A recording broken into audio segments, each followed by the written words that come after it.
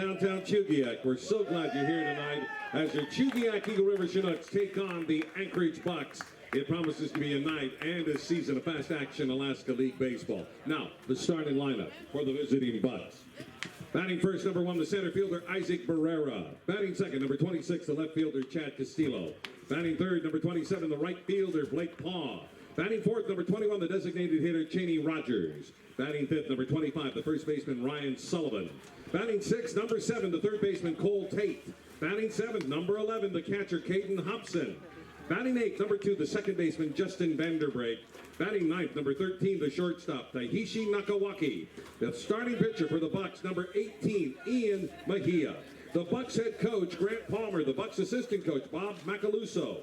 The Bucs pitching coach, Jerry McClanahan. The Bucs GM, Sean Mulvey. And the Bucs director of baseball operations, Gary Lichtenstein. Now the starting lineup for your hometown Chugiak Chinooks. Batting first, number 15, the second baseman, Mason Corbett. Batting second, number 22, the center fielder, Jess Davis. Batting third, number 23, the catcher, J. Paul Fullerton.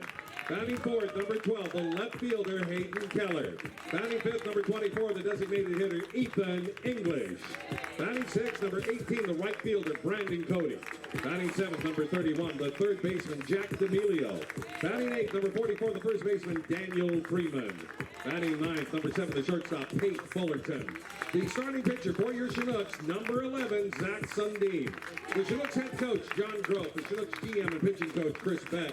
The Chinooks assistant coaches, Sam Potter, Dalton Smith, and Troy Hervey. And the Chinooks broadcast team of Josh Salem and Wyatt Wewell. Ladies and gentlemen, joining us to sing our national anthem tonight, please welcome to Lee Jordan Field, Eagle River's very own Emma Patterson.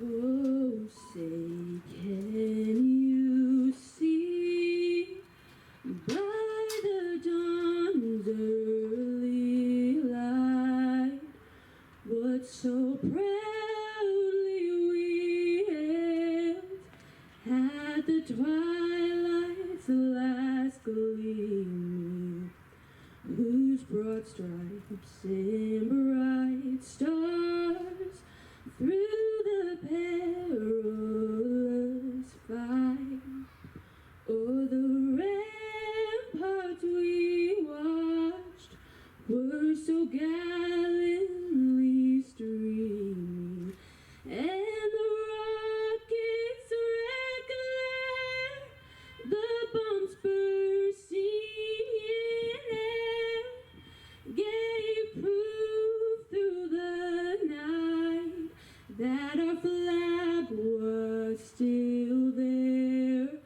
Oh, say does that star-spangled banner yet wave o'er the land of the free and the home of the brave.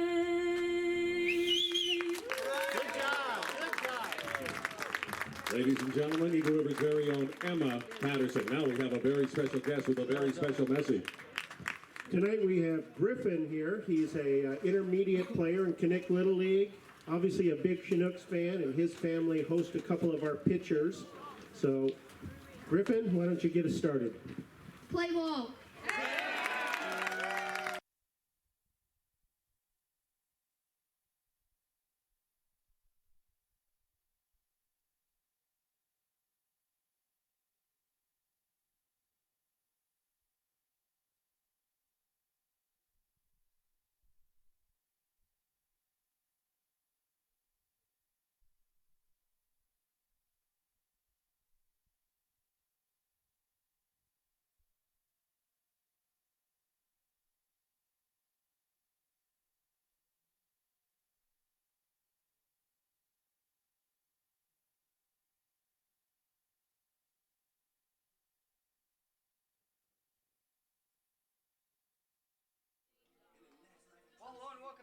Hello and welcome out to Lee Jordan Field as the Chinooks are facing off against the Anchorage Bucs here at home. Chinooks have lost a few straight. Took a hard loss yesterday against the Miners, 15 6-1 in 9 innings, but now they are back and trying to rebound from that today. Josh Salem along with Wyatt Wewell here, and Chinooks coming in at 9-21, facing off against the Bucs, who have the flip-flop record of that of 21-9, one of the top teams in all of Summer League baseball in the nation. Starting lineup for the Anchorage Bucs, Isaac Barrera will lead things off as the center fielder. Chad Castillo, the left fielder, batting second, and the final outfielder bats third, Blake Paw. Cheney Rogers, the designated hitter, batting fourth. Ryan Sullivan, the first baseman, batting fifth. Cole Tate batting sixth as the third baseman. Caden Hobson, the catcher, batting seventh. And Justin Vandebrake, the 8-hole second baseman again. And Taishi Nakawaki, the shortstop, bats ninth. He will clean up the lineup, all facing Zach Sundine. First pitch here from Sundine misses low. Ian Mejia will be on the mound for the Bucs. And that pitch a little bit farther out as well. Zach Sundine, the MSU Denver senior out of Aurora, Colorado. He'll try and find the zone here, and he gets a strike in there. 2-1 count, no outs. Sundine enters in, third lowest ERA on the team, making his 8th start, most on the team there. And 8th appearance, 3.82 ERA, and that's strike 2 on the corner to Isaac Barrera. Sundine 35 and a third innings on the mound, 32 hits given up, 15 of his 19 runs have been earned, 15 walks and 34 strikeouts, most strikeouts as well on the team. Barrera doesn't chase, hasn't swung the bat yet, a full count awaiting, no outs. Chad Castillo on deck. Chinooks looking for a big out here. Payoff pitch. Big swing and a miss. Strike 3. So that will come in as the first out of the ball game gets Isaac Barrera swinging. Third base umpire is Silas Drayden. The first base umpire, Scott Johnson. Behind the plate, Stacy Dunbar.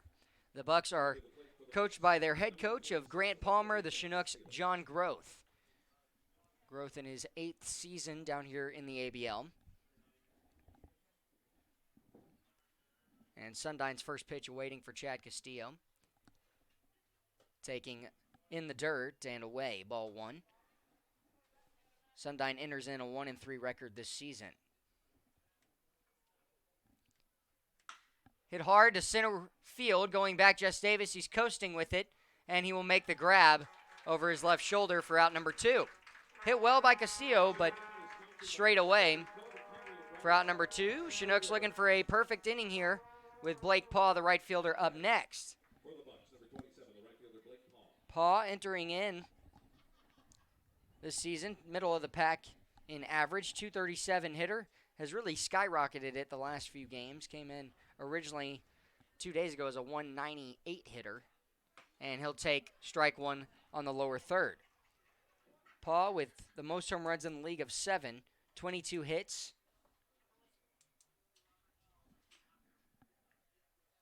He'll hit a ground ball to D'Amelio at third, and a 3-up, 3-down inning as D'Amelio gets the throw over to Daniel Freeman. Good job by the Chinooks, and Zach Sundine. We're going to the bottom of the first. We'll give you the starting lineup when we come back. You're listening to Chinooks Baseball on YouTube.com.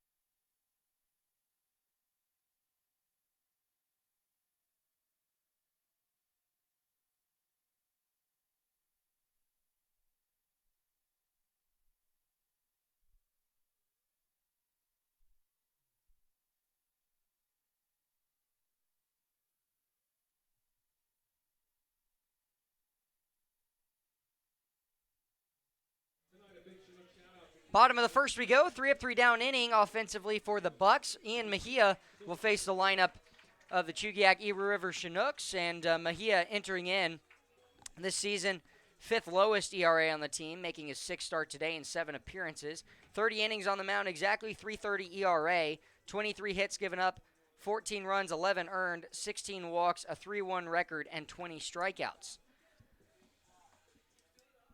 And the last time Mejia faced the Chinooks hitting, he has done it twice this season. It's been his last 2 starts, now making it his third. He did get a win two times ago, but got the no decision in the 4-2 victory.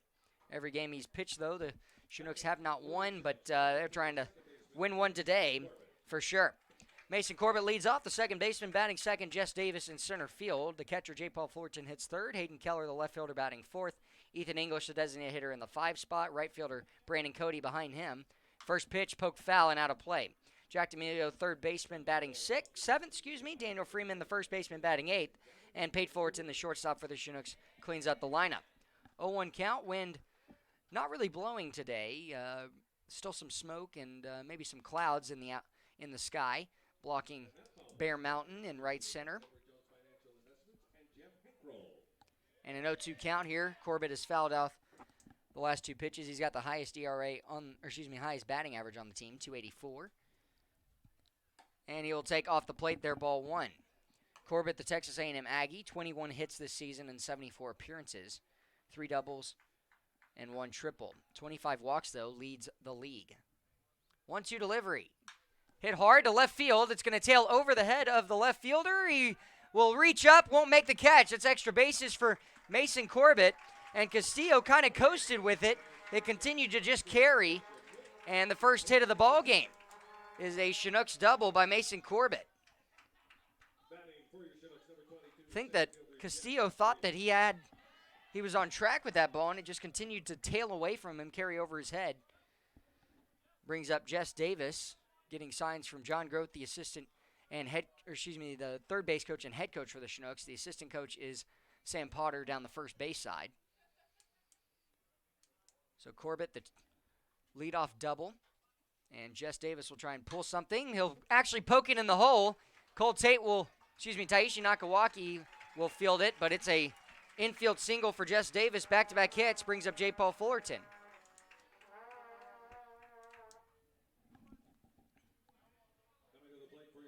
There's another game going on in the ABL today. It's the Oilers and the Pilots. 7:10 start time. Pilots ended up winning a 2-0 game last night against the Oilers, and the Chinooks battling for that 4th place spot currently. Oilers are 2 games ahead of them at 12-20. Pickoff attempt, and Corbett safely slides in. Nakawaki and Corbett laughing about it because Nakawaki came in, kind of blocked the bag a little. Cole Tate looked at the ball in the hole, couldn't get to it. And so J. Paul Fullerton try and pull something to the outfield. He will poke one, but it'll be up and out of play on the left side. Chinooks trying to get in a run here. Fullerton, Hayden Keller on deck, and Ethan English behind those 2 guys.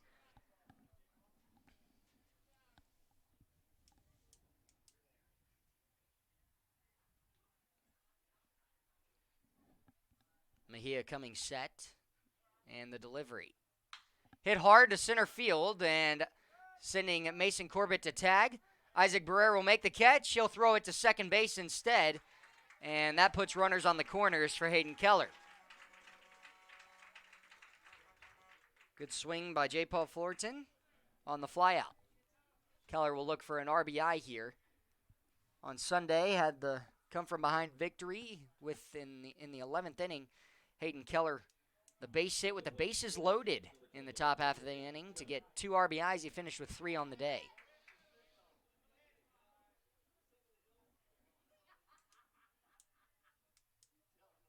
Corbett at third. Reached on the double to lead things off, and then Jess Davis, the infield single, he's at first. Likes to steal bags. Will he take off? He's not going here. Big swing and a miss from Keller on the outside part of the plate.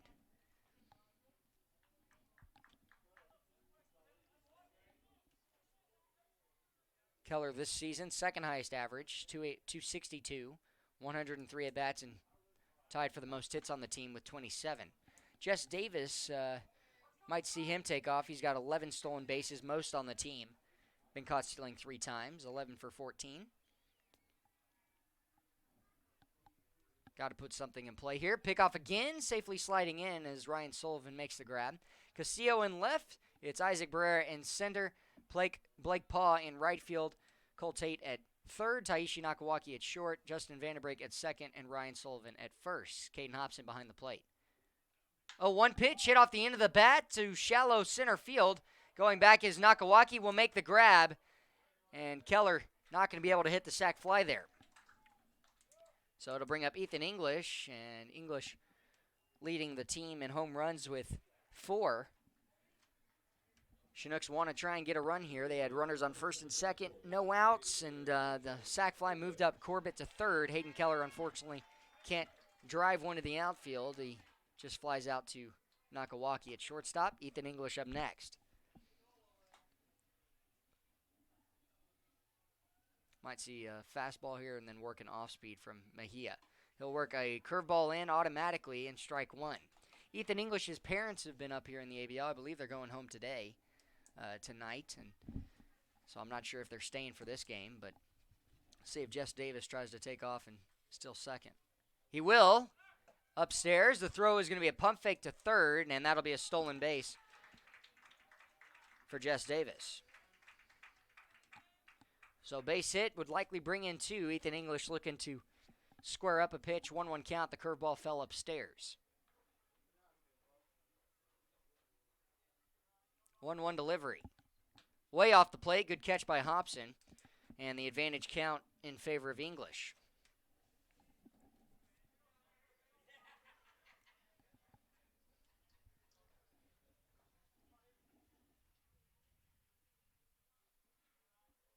Chinooks trying to strike first. The 2-1 to English. Inside, curveball, does not hit the front door. It will not ring the doorbell. It's going to be a 3-1 count, 2 outs. On deck, Brandon Cody, the right fielder.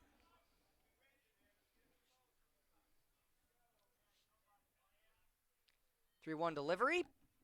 And fastball called for strike 2 on the inner half. Good pitcher's pitch by Mejia.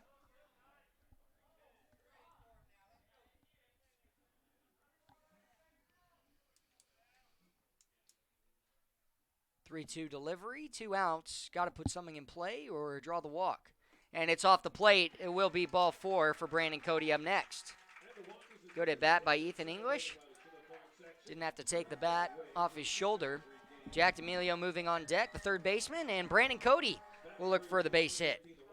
Cody, 4th highest average, 258 hitter. And the 6th guy up in the inning.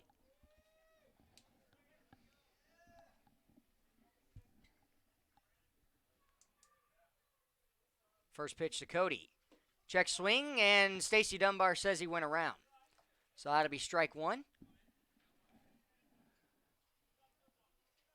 Cody coming out of Biola University in Corona, California, the junior at BU.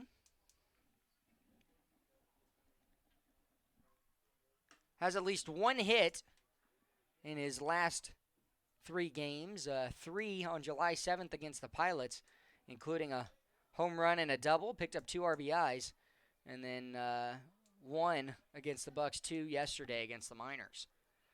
1-1 count, 2 outs, the delivery. Big swing and strike 2, 1-2 count. Cody will have to fight at the plate here, down with a disadvantage to Ian Mejia. Corbett at third. Jess Davis at second after stealing it, and then Ethan English drawing the walk here with 2 outs. 1-2 delivery. Off the plate, ball 2. Good take by Brandon Cody.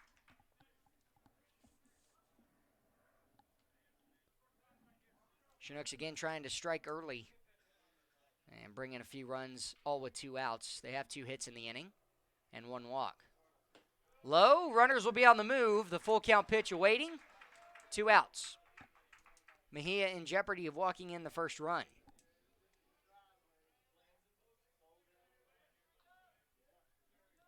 Cody with some big home runs this season. Could he hit a grand slam? He'll chop one up the middle. Will it be out of the reach of Taishi Nakawaki? And they're going to throw to third. And what a play by Jess Davis. Taishi Nakawaki threw behind him. That's going to be an RBI for Brandon Cody.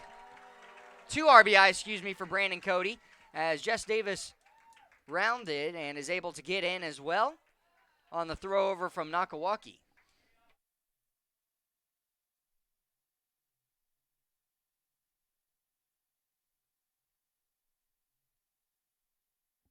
So the Chinooks able to get the full count, single on the infield. Their 3rd hit of the inning, and it's a big swing from Jack D'Amelio for strike 1.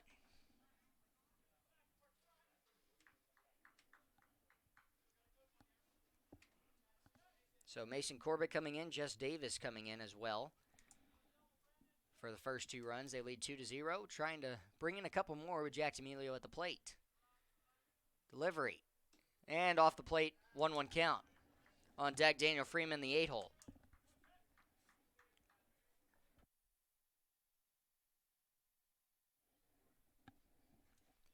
One count, 2 outs, 3 hits in the inning, 1 walk. And a stolen base, 2 runs.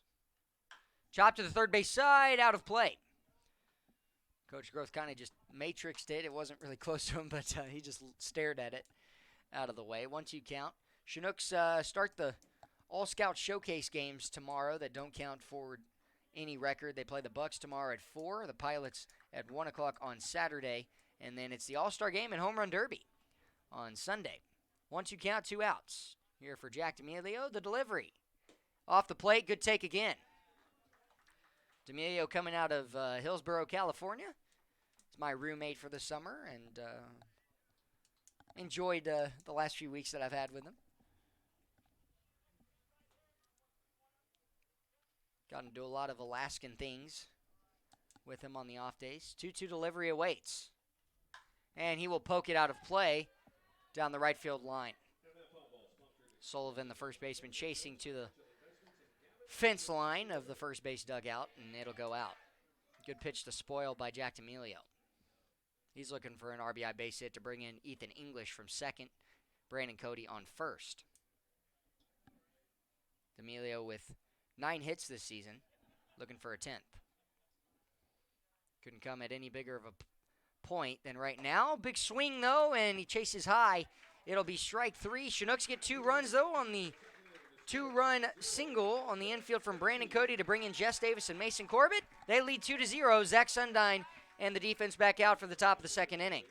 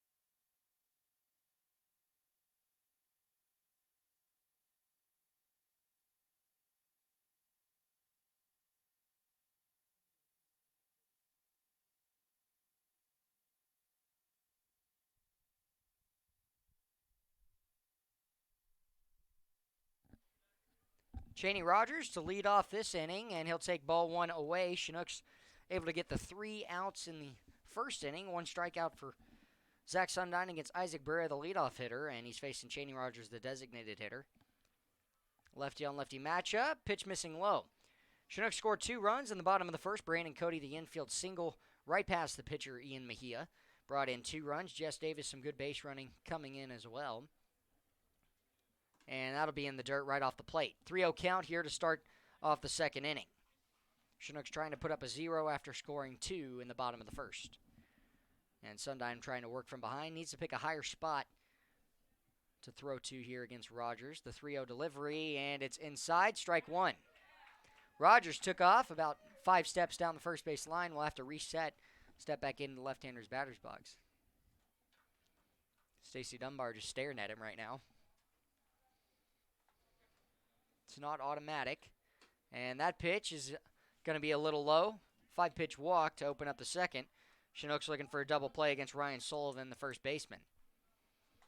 It's also not the first time that's happened tonight. Ethan English started to walk towards first base on his call too. Yeah, English took only 1 step as opposed to the 5, but wind picking up a little, blowing out to right field. Ryan Sullivan this season, 283 hitter, 6th highest average on the team.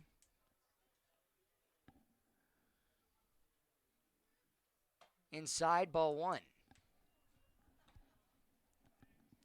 Sullivan, 5 home runs this season, second most on the team. 23 RBIs, 27 strikeouts. And so Zach Sundine will look for a big strikeout here or a double play. Delivery, chopped foul. Third base side, Chris Beck, pitching coach for the Chinooks, out of the dugout to retrieve it. I believe Ethan English just threw a bullpen, but we will not likely see him in this game.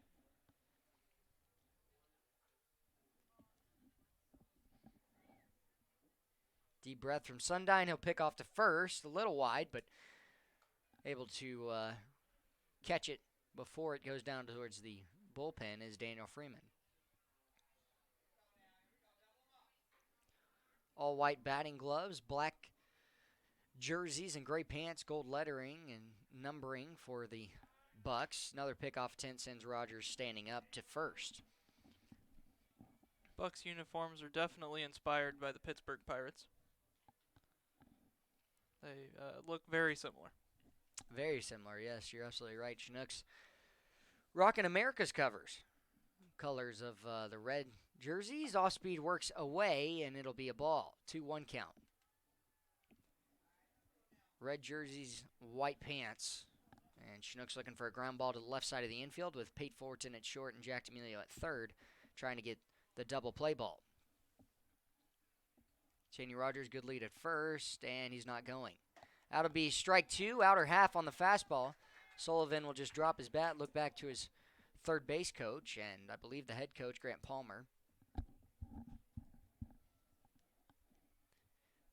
who was just giving signs to Rogers. Rogers, some good speed. Has 3 stolen bases, not been caught this season. Pick off to first, and a good catch by Daniel Freeman. He'll actually catch it, go through his legs, and grab it and throw back to Sundine. Cole Tate on deck. 2-2 delivery, slide step, poked out of play on the right side. We'll tail on to the other baseball field to the right of this one.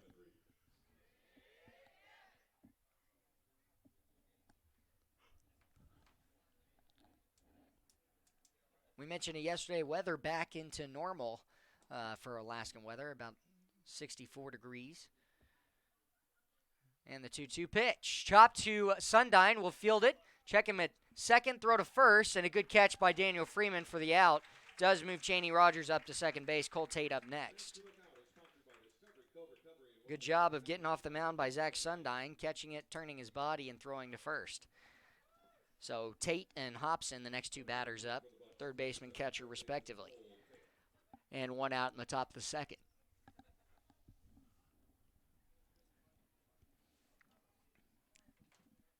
Tate, the Georgia Bulldog.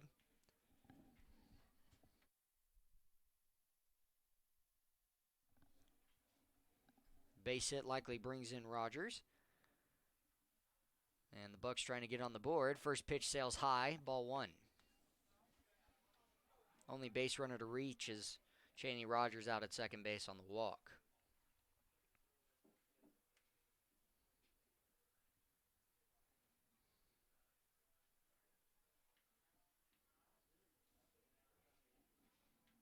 And that pitch will just miss a little low. 2-0 count, 1 out. Cheney Rogers is also a Georgia Bulldog, so I'm sure this isn't the first time they've been in this situation together.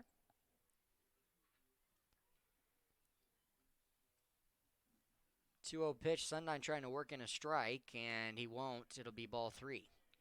Well, you're not hurt if Cole Tate walks here. It would be the second walk, but the tying run would potentially reach first base, as Caden Hobson would be up next. But you'd have a lefty-on-lefty matchup with Hobson and the double play ball in order. Deep breath. Sundyne trying to work back in, and it'll be ball 4. So a 4-pitch walk.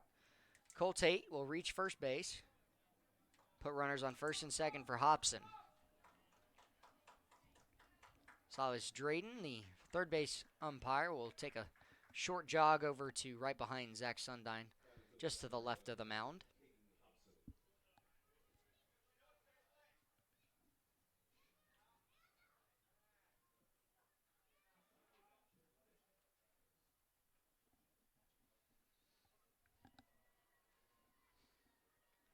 And the first pitch of the at-bat to Hobson falls in for strike 1 right down the middle. Hobson this season, 4th highest average, 291 hitter, 16 hits in 55 at-bats. Only 1 extra base hit, though. That's a double. 6 RBIs. 7 walks and 8 strikeouts. 0-1 count as J. Paul Fullerton set up down the middle, poked down the left field line, out of play. So an 0-2 count here for Sundyne. I'd try and go some off-speed away here.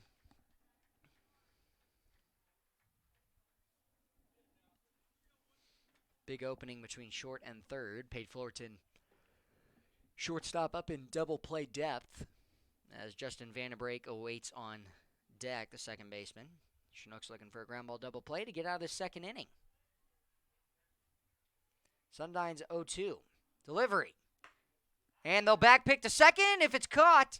It instead was going to be close, but able to get back in safely. Cheney Rogers saw some room there, a little low throw from Fullerton brother to his brother Pate Fullerton. And J. Paul has thrown out quite a few guys, and him and Pate have a system where they just know when they're going to try and backpick. Ball was in the dirt. 1-2 count. Check swing. Did he go around? No appeal. He did not. 2-2, 1 out. And you can't really appeal in that scenario as Silas Drayden again, third base umpire in the field, not going to be able to see it from there.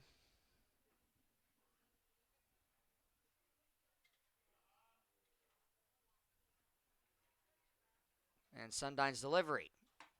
Full count here, 1 out. Caden Hobson looking for a base hit, and Sundyne needing a strike here.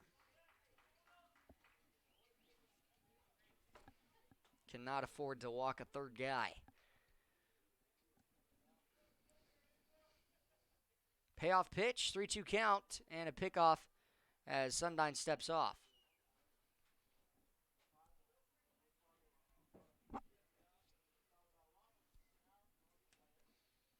Sundyne will check Rogers at second. Delivery, payoff pitch. Swung on, hit hard to right field. Brandon Cody will let it fall. He's got a good arm. He'll throw it home. It'll be cut off by Freeman. The throw to third, and a good catch by Jack D'Amelio will keep the runner at first on the RBI single from Hobson.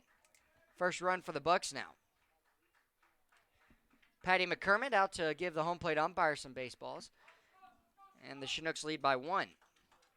Well, that's where walks come back to hurt you. Sundyne trying to get a ground ball to get out of this one with Justin Vandenbrake, the second baseman, up.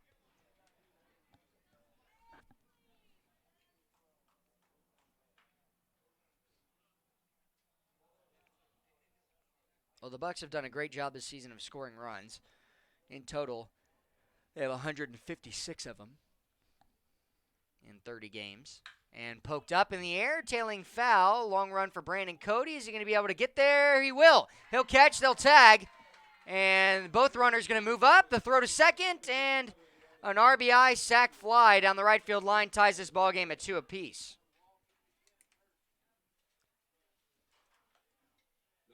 So a Sal A sack, foul, fly ball. Sal, I mixed up my words there, Wyatt. Easy for you to say. Yeah, right. That's what they always say, you know. RBI sack fly brings in Cole Tate. And we're back to basically a 0-0 ball game as strike one hits the outer half to the 9-hole Taishi Nakawaki. Heads up play by Hobson to hustle over to second base as well.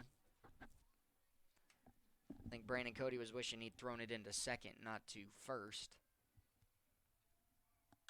Poked up and out of play. Nakawaki, of the everyday starters, it's the lowest batting average, 167. Shane Marshall just below him at 154. We actually saw Shane Marshall get tossed out of the game on Tuesday whenever he wasn't actually playing in it. There was a play at the plate, and the home plate umpire tossed him. Off the plate a little.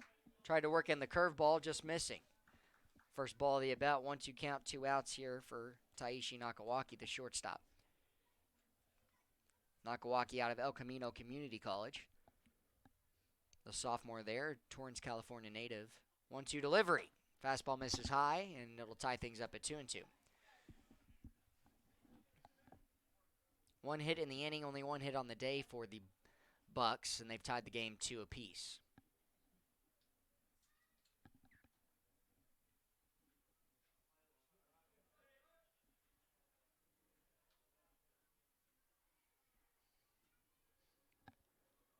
Sundine stepping off, wants to reset with himself. See if he can break a curveball in the inner half of the plate. Fullerton settling inside, and nope, he'll set up away actually. 2-2 count, delivery. Fastball tails away. Full count will ensue.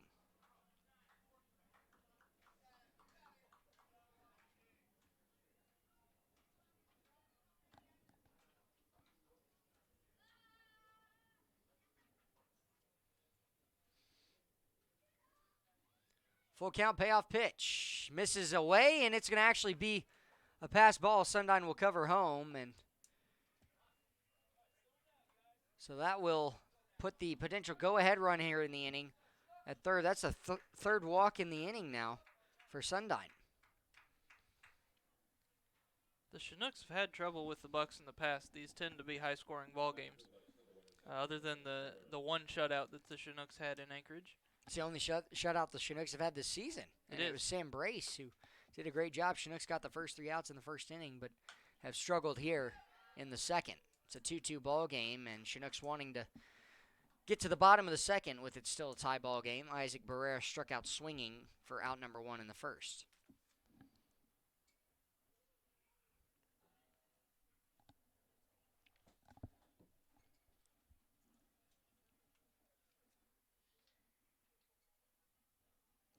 Good block, and it gets away. Runner coming in will score. It's a 3-2 ball game on the wild pitch. And a tough break there for the Chinooks. Caden Hobson reading it well. J. Paul Fullerton just lost where it had skipped away to, and that makes it a 3-2 ball game. Chinooks giving up 3 runs here in the top half of the second. And just looking for that third out. 2-1 count, fastball sailing high. A walk by Cheney Rogers to lead off the inning. Ryan Sullivan grounded out to Sundine. Cole Tate then walked, put runners on first and second. An RBI single from Hobson brought in Cheney Rogers. Then the RBI sac fly down the right field line in foul territory by Vandebrake was caught by Brandon Cody. And that brought in the second run. Now Caden Hobson made it all the way around. And that's why tagging on that play was so important. 2-1 delivery. Poked up, and it's going to just get out of play. Tie the count up at 2-2.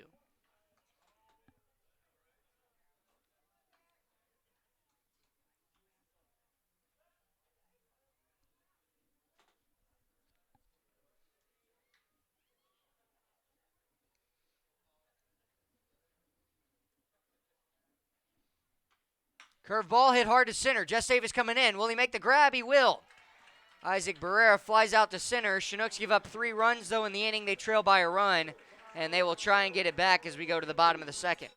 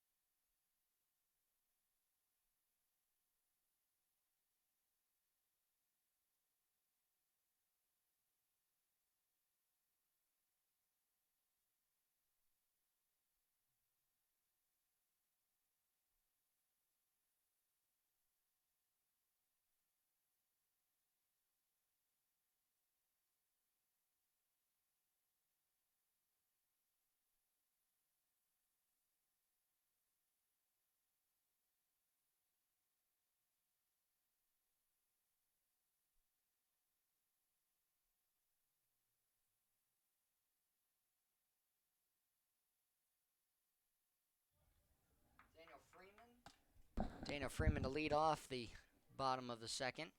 And he will swing through a pitch that makes its way all the way to the backstop, sends Pate Fullerton over to retrieve it. And so strike one. Opening up the bottom of the second, Chinooks gave up 3 in the top half of the inning. 1 hit, 3 walks, way inside. Freeman just a little bit of a move out of the way, but I'm not sure it was going to hit him. It was a curveball that broke too far in from Mejia. 1-1 delivery scooped up by Hobson behind the plate. Chinooks had 3 hits in the first inning, including the 2 RBI single up the middle by Brandon Cody with 2 outs. 2-1 ball count, misses low and off the plate. 1 walk in that first inning was to Ethan English, and now Daniel Freeman, a 3-1 count. Payoff pitch, delivery. Misses low. 5-pitch walk for Daniel Freeman, and the Chinooks have the tying run at first base. Pate Fullerton, the shortstop, up next.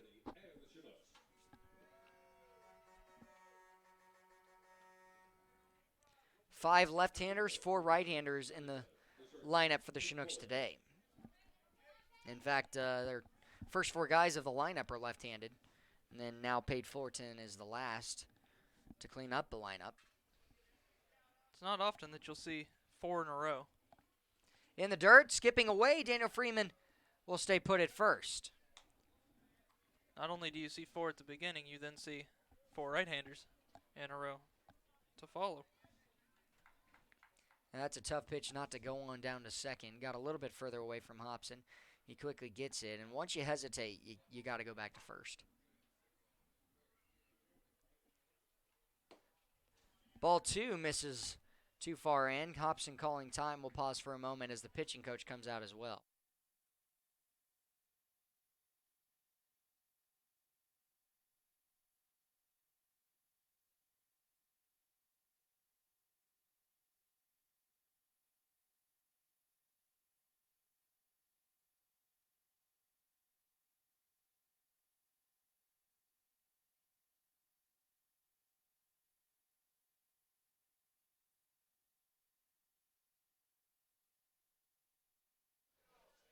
Meeting adjourned. Pate Fullerton.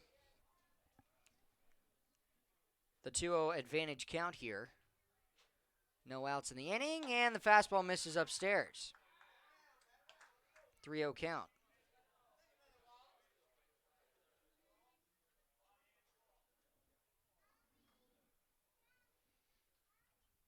And that pitch will be strike 1 right down the middle.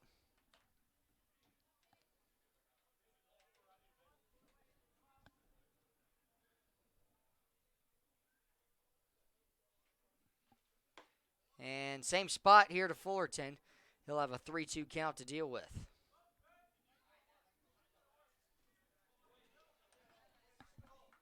Freeman at first, the 5-pitch walk. Payoff pitch here.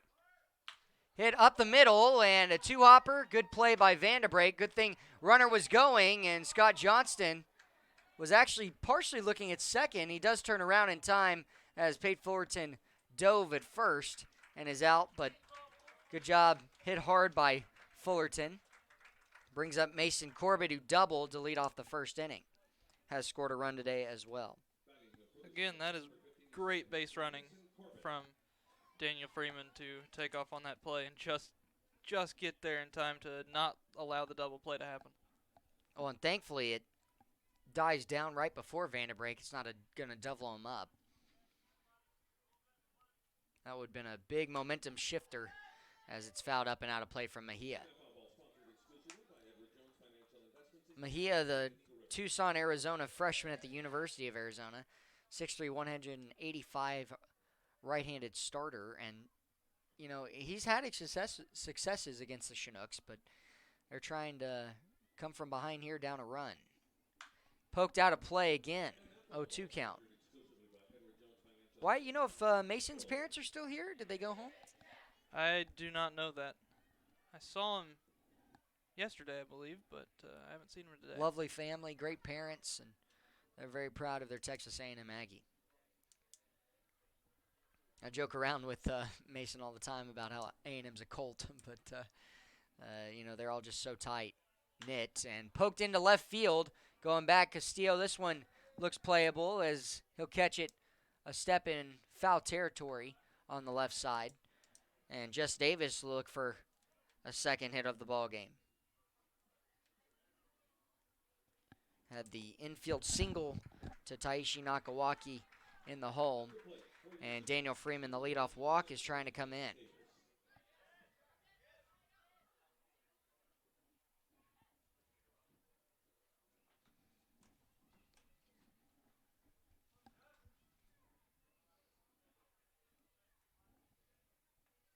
Three-two delivery. Hit hard to right center field, and that is going to be crushed by Jess Davis. It'll fall in. He's going to have extra bases, and he looks like he's going to head for third. He's going to have a stand-up triple. Vanderbrake bobbles it, but that's going to tie this ballgame at 3 apiece, and Jess Davis with the RBI triple. He had the triple in the last inning of yesterday's game to bring in Dylan Gardner and avoid the shutout for the Chinooks in the 15-1 loss. And that ties this game at 3 apiece here in the bottom of the second inning. Ball was absolutely hammered. J. Paul Fullerton up next. Fullerton flew out to center in the first inning. Jess Davis definitely has some wheels, and he knows it too. When he hits that ball, as soon as he left the box, he was thinking 3. Oh, once he gets in stride, there's no stopping him. First pitch is inside and low, ball 1.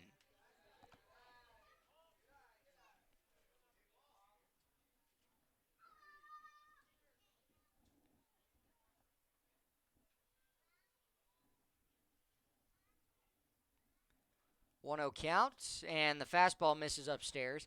Looked like he tried to throw a changeup type grip, but it just didn't get on top of it. So we've got a 3-3 ball game. The Chinooks trying to retake the lead. Third lead change potential with Jess Davis at third. And in the dirt, what a block by Hobson. And Jess Davis going to have to stay put with this 3-0 delivery on the next pitch. Hayden Keller flew out to shallow center field, caught by Taishi Nakawaki with runners on the corners in his first at-bat. And he'd like another go at things. Runners on the corners again, potential.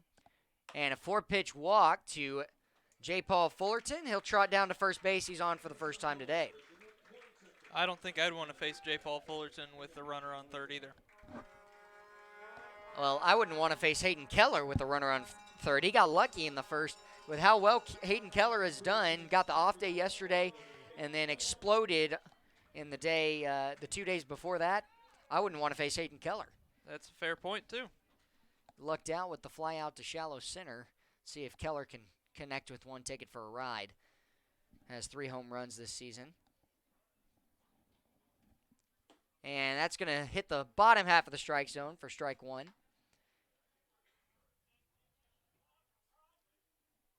Four guys on the team with a home run, and Ethan English leads them all with 4. 3 for Keller, 2 for Cody, and Jess Davis with 1 himself. And that's a curveball that slides in for an 0-2 count. Ethan English will put on the joggers to run over to get the ball. 4 hits today for the Chinooks. It's a tie ball game at 3 apiece. Chinooks gave up 3 again in the top of the second. They're trying to push ahead for the second time today. And that's going to be a foul ball right off the knob of Hayden Keller.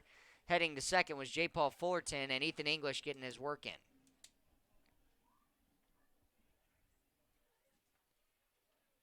Keller tried to hold up. He barely took the bat off his shoulder, and it just happened to get in the way of that baseball. Well, it's how much that pitch moved from Mejia. Set up inside from Hobson. He's got an 0-2 delivery here. And the pitch. Off the plate, it'll be ball 1. Good take by Keller. Keller coming out of Mendocino College.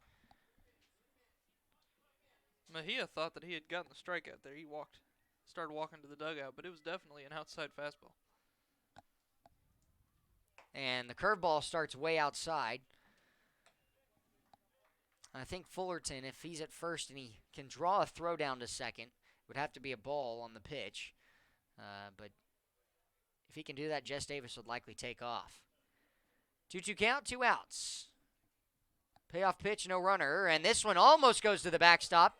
Hobson, man, he really put on the jumpers there. slid right out of the hand of Ian Mejia. Full count pitch will ensue, and J. Paul Fullerton will be on the move.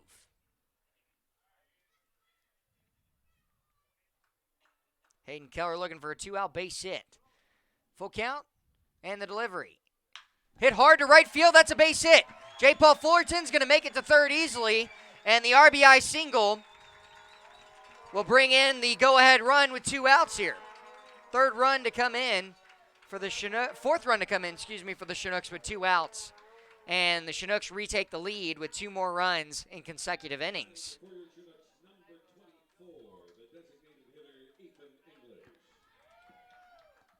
Jess Davis, a second run scored of the day on the RBI single from Keller. Keller has 3 stolen bases this season, but not been caught once. Not going here. In the dirt, good block, and Keller stayed put at first. In that case, that's where you just go to second base because it's in the dirt. They're likely not going to throw down regardless because they don't want to risk J. Paul Fullerton coming in to score. Pick off to first, sliding in Keller safely.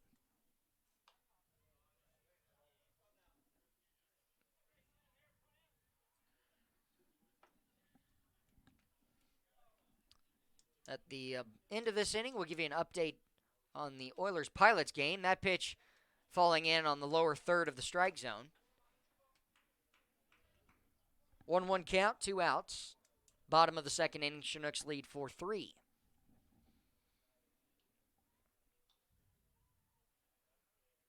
Pick off there, and safely in is Keller. Pitch rose up to Sullivan, and he had to catch it right at his eye level, the 6'5" first baseman.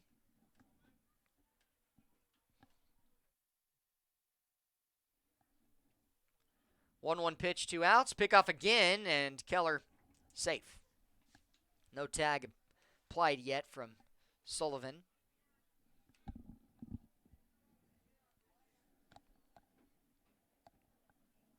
We will likely see Sam Brace in relief of this game. Poked foul down the right field line. A 1-2 count, 2 outs. Ethan English will try and battle again. He's down in the count in his first at-bat. Worked a walk all the way from behind.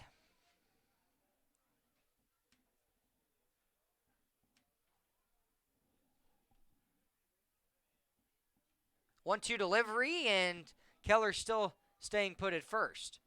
Ties the count up at 2-2. Good block by Hobson.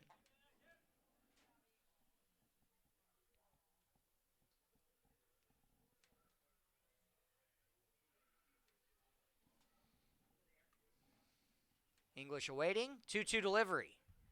Pokes it foul just to spoil it. Good swing by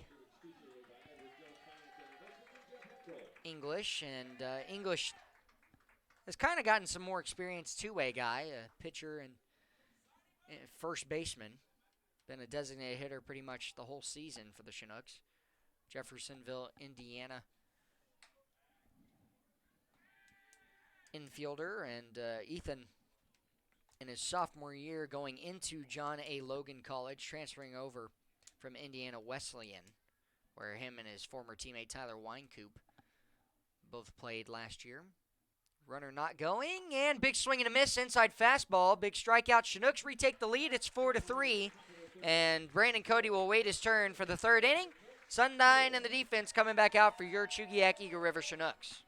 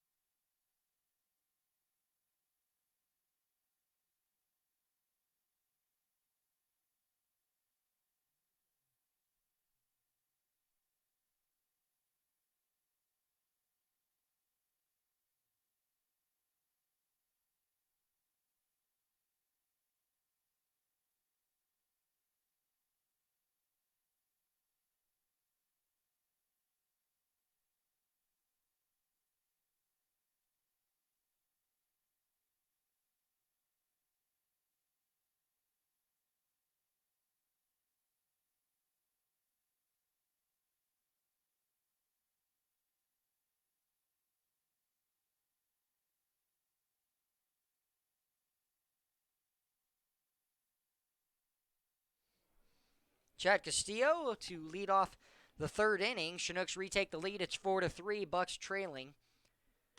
And the first pitch misses low from Sam Brace.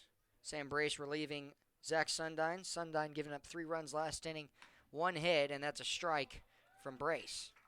Brace, the last time he faced the Bucs, a 7-inning game, got 6 1/3 innings on the mound and a strikeout, and a pitch fouled away, 1-2 count advantage for Sam Brace, but he ended up getting the shutout 2-0 and his first victory of the season. Gets the pitch he wants, the delivery. Leaves one up over the middle of the plate, going back Jess Davis, get on his horse, and will make the grab. Second time Castillo has flown out to center field, hit the ball hard twice, but opens up the third inning with a fly out, brings up the 3-hole Blake Paw, who grounded out to third base to end the first inning.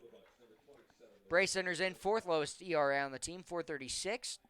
8th appearance, and only appearance where he has not had a start. 33 innings and a third on the mound. 36 hits given up, 20 runs.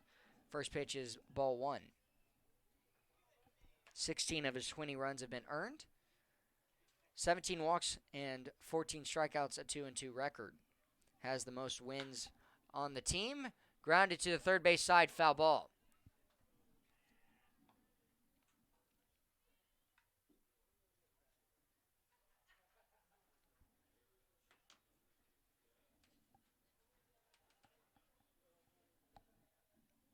One delivery, and that's going to be just off the plate. 2-1 count. Stacy Dunbar, home plate umpire, has done a great job today through two innings, and now on the top of the third. Smash third base side, foul ball. Good play by, is that Ty Beck? I believe that's Dylan Gardner. Oh, it is Dylan Gardner, yeah. Don't know if he's down there catching bullpens or something, but he's in the bullpen for some reason. And pitch missing low. A full count will ensue, 1 out here in the top of the third.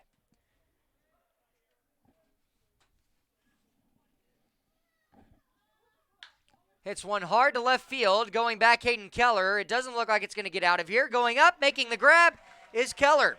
Blake Paw just missing his 8th home run, and it comes as a long fly out for the second out in the inning. Brings up Cheney Rogers, who scored a run and walked in the top half of the second inning. At the plate for the Bucs, number 21, the designated hitter, Cheney Rogers.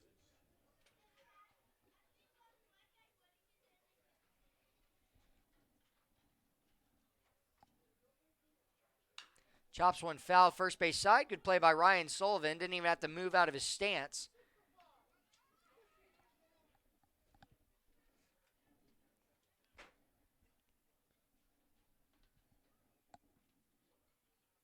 And check swing there, did not go around.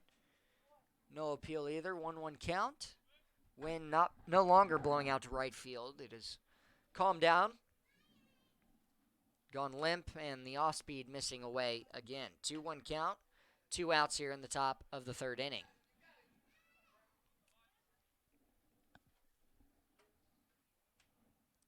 Hits one hard to center field. It's going to fall in front of Jess Davis, who will pick it up. And Cheney, that is going to send Cheney Rogers back to first base safely, as he's got the second hit and the first time today that he has a hit. Again, a walk just an inning ago. 2-out base hit brings up Ryan Sullivan. Grounded out to Zach Sundine in the first inning.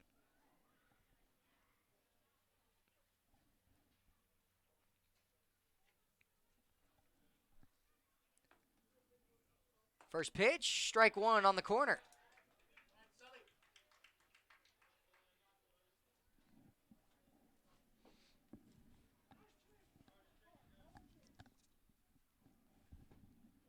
Oh, 1 count, 2 outs. Rogers, good speed at first. He'll be picked off. The throw is wide, and Daniel Freeman going to have to hustle over and grab it. That'll move Cheney Rogers up to third base. Sam Brace picked off and threw it wide. This time it goes off of his glove from the throw from Daniel Freeman, but Jack D'Amelio will corral it. And now, just like that, the tying run moves up to third base. Puts more pressure on J. Paul Fullerton behind the plate. Sam Brace had him dead to rights on the pickoff attempt and just threw it wide of Daniel Freeman.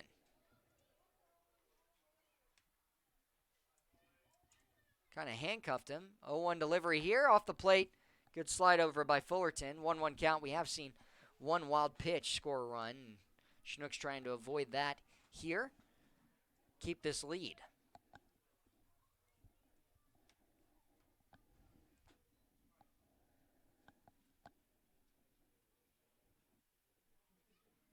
One delivery. Chopper up the middle. Mason Corbett coming over. He'll set his feet. Fire one to first, and Cheney Rogers is stranded as the Chinooks able to keep the 4-3 ball game and the lead. They'll try and add to it as we go to the bottom of the third inning. In the inning, though, it was one hit for Cheney Rogers. Ryan Sullivan grounding out to strand him, though, and the Chinooks lead by 1.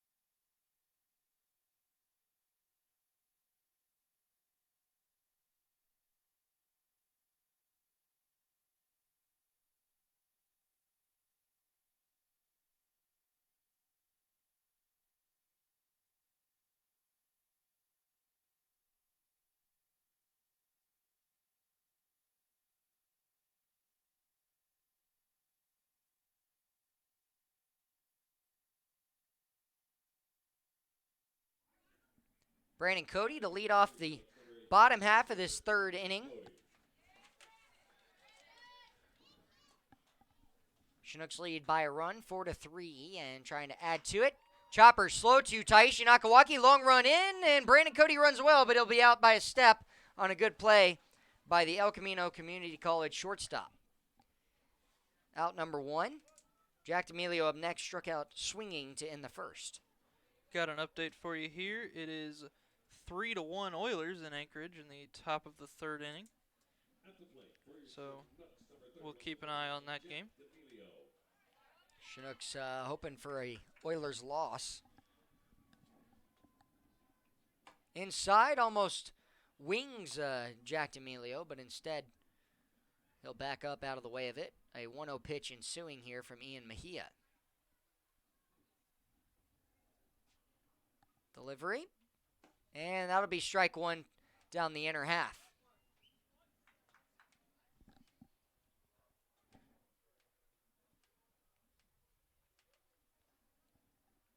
One pitch awaits. Poke down the right field line. It's going to be shallow. Blake Paw coming over. Will reach and make the grab in foul territory. So a foul fly out for out number 2 for D'Amelio brings up Daniel Freeman. Freeman a walk on 4 pitches in the second. D'Amelio trying to poke one down the right field line, just gets a little underneath it and lifts it to Blake Paw for out number 2.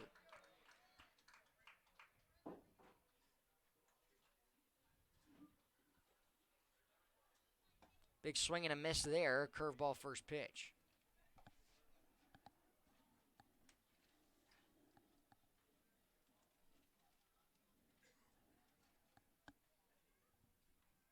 And that one foul tipped into the mitt of Hobson.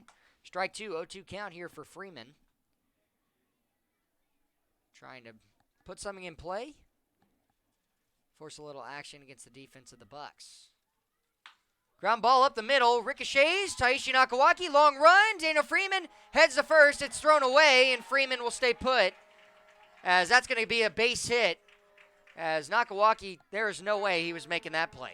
He thought he could be Derek Jeter, but you've really got to you got to think before you throw, and he probably shouldn't have even tried that because if Yeah. that gets away anymore, Daniel Freeman's at second base, and you got a runner in scoring position. Exactly, and all the runs for the Chinooks have been scored with how many outs there, Wyatt? I believe 2. Yeah, exactly, with 2. So tried to set you up there with the rhetorical question, but Pate Fullerton up next, the 9-hole, and he'll take ball 1 low and away. Fullerton, the hard ground out on a 1-hopper to Van de Break for out number 1 in the second. And he'd like to get some 2-out magic going. 6th hit for the Chinooks today. Poke foul out of play. Fastball paints the corner. Well, see, when you put the ball in play, good things happen. And that one ricocheting off the back foot of Mejia. And a tough play for Nakawaki at shortstop. There's no way he was throwing out Daniel Freeman, though. Runner goes, sliding in safely, and what a steal by Daniel Freeman. Ian Mejia stepped off, turned through to Nakawaki, and Daniel Freeman just kept going, puts himself in scoring position. John Groth, third base coach and head coach for the Chinooks, with a giant smile on his face, just can't believe it. Neither can we. Daniel Freeman putting himself in scoring position, and let's see if Pate Fullerton can bring him in. Hit hard to left field. That's going to fall in. Daniel Freeman's going to be waved around. They're trying to bring him in. It's going to be a close play at the plate, and he slides in safely. The throw from Castillo couldn't get him in, and all because Daniel Freeman is able to hustle his way to second, force some action. He's got a big smile on his face coming into the dugout. That's stolen base for Freeman, and the second run scored for him today on the RBI single from Pate Fullerton. Chinooks lead by 2 runs, 5-3. And All with 2 outs. it seems like we're saying this every day, but Daniel Freeman is a very smart base runner. He noticed a pattern in the way that Mejia was checking on him, and as soon as he did his last check, he took off for second, and because of that, the Chinooks now have a 2-run cushion in this game. And Mejia didn't exactly try and hurry his way to second base. He just casually stepped off, turned, tried to throw it, and threw it a little wide. Safely sliding in is your 6'5" first baseman, Daniel Freeman, and he comes in to score. See if Fullerton tries to go first pitch. He does not. Hit right back on a drive from Mason Corbett. He gets robbed of a base hit as Mejia will grab it. But the Chinooks score on a 2-out base hit from Pate Fullerton to left field. And they now lead by 2. It's 5-3. Sam Brace and the defense coming back out when we come back.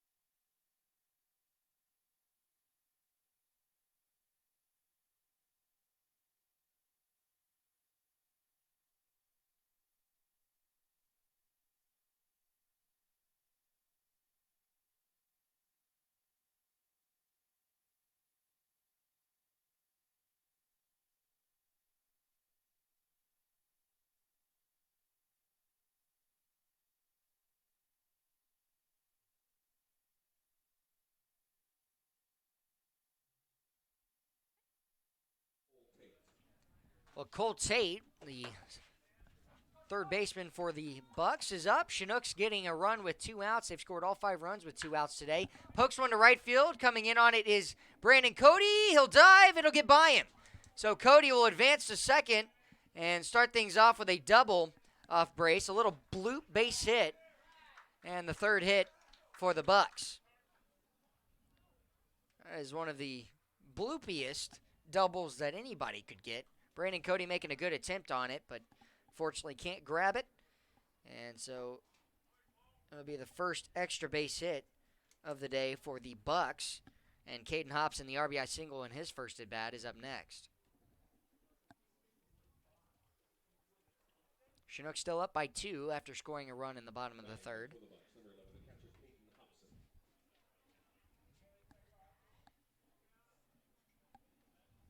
Brace coming set, checks Cole Tate, the delivery, and gonna jam him inside as he's a little banged up on that one. May have gotten him in the hand off of the while it was still on the bat. Stacy Dunbar checking on him. He hit it off of his right knee, outside of his kneecap. That's never fun. Brace's pitches run in, and Brace coming out of Lawrence Tech, trying to strand that runner of Cole Tate, the leadoff double. Fullerton working with Tate at second. Retreats back to position. Strike 2 by the curveball in the outside corner. If I'm Brace, I'm trying to throw that same pitch, maybe a little bit further outside, though. Try and get a big swing and a whiff by Hobson. Justin Vanderbeek, the RBI sac fly down the right field foul line in the second inning. He's on deck. Cole Tate, back a step in the dirt. Good block by J. Paul Fullerton.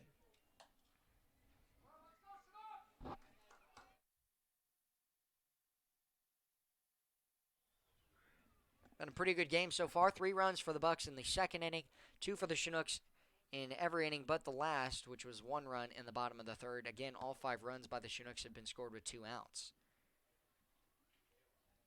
Delivery, swing and a miss, and they will throw down to first. Daniel Freeman steps on the bag. Cole Tate will remain put. First strikeout by Sam Brace, and the second for the Chinooks today. Chase the off-speed in the dirt. Good block by Fullerton. Justin Vanderbeek, second baseman, up next.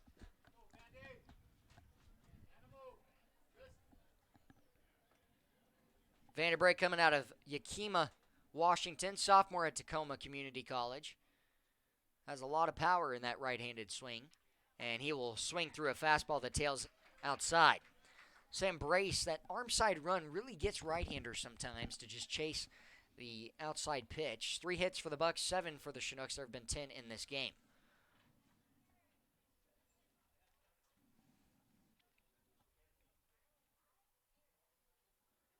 Brace, a long look, and the delivery runner goes. It's going to be a throw down to third. No, it will not, as J. Paul Fullerton unable to get the throw off. He did pick it right off the plate, and Mason Corbett went for the back pick to try and get Cole Tate, but no pickoff attempt by Brace. Now a insurance runner of cutting the deficit in half. That 4th run for the Bucs is 90 feet away in Cole Tate. 1-1 delivery. In the dirt, going to get away, and that will bring in the 4th run. It's 5-4. Wild pitch for Brace. It's going to be a 1-run game. And that stolen base for Cole Tate was huge. He scores for the 2nd time today. Vanderbeek, the advantage count of 2-1.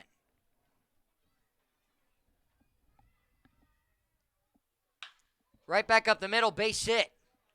So nonetheless, would have come in to score. And Vanderbeek on with the 4th hit of the day for the Bucs. Serves as the tying run. Taishi Nakawaki a walk in the second. As for Vanderbeek, in stealing bases, he is 1 for 2 this season.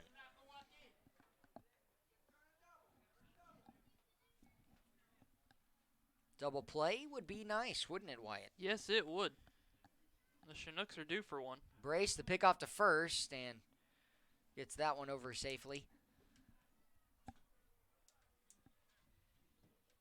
Brace consistently throws with a sidearm-like motion, so it can hurt him sometimes. Big lead at first by Vanderbeek is not going. First pitch hit hard to center, but Jess Davis retreats 2 steps and will make the grab for out number 2. So Nakawaki, the flyout, brings up Isaac Barrera 0 for 2 today. A line out to center to end the second and a strikeout to open up the ball game offensively for the Bucs.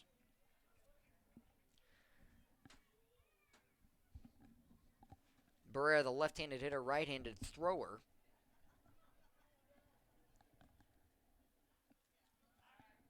coming out of Gonzaga University, a member of the Bulldogs. Quite a few Bulldogs on this team, as we've mentioned, with the Georgia Bulldogs. There's 3 players from Georgia on the team. A few in this game, Cheney Rogers, Cole Tate. And then the Gonzaga Bulldogs pick off again, safely in, standing up this time, is Justin Vanderbrake.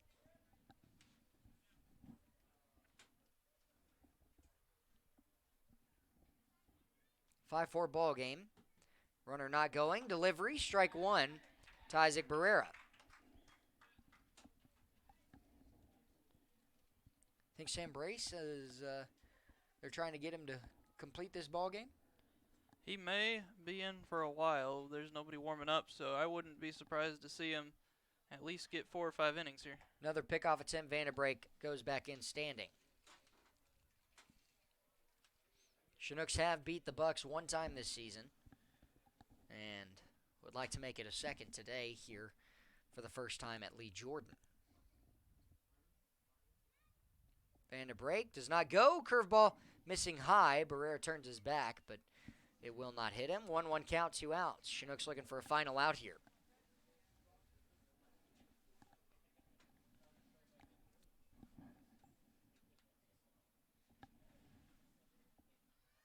Vanderbrake doesn't go. Fastball misses too far in. Just kind of falls off the inner half. 2-1 count, 2 outs.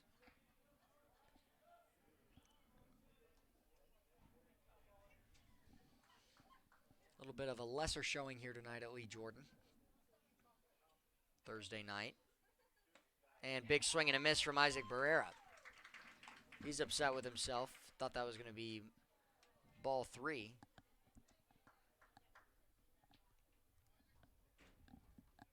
And Barrera, the 327 average. He's had 100 at bats now. And 32 hits in those 100. Delivery here. Poked into left field. Coming in, Hayden Keller. Stays up. He's underneath it. Will make the grab. Chinooks keep the lead 5-4, but give up a run. They have scored in every inning and will look to do so here in the bottom of the 4th. Vanderbrake stranded with the 1-out single. When we come back, Ian Mejia and the defense for the Bucs will come back.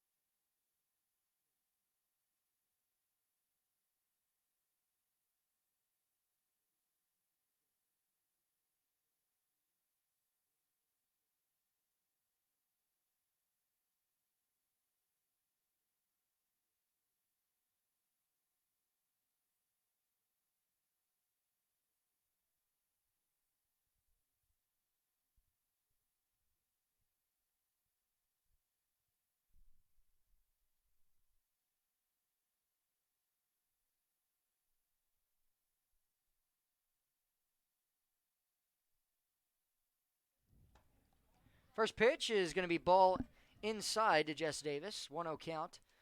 And no outs here to open things up. Chinooks still with the lead 5-4. As Ian Mejia is still out on the mound. No one warming for the Bucs. And pulled back strike 1 from Jess Davis.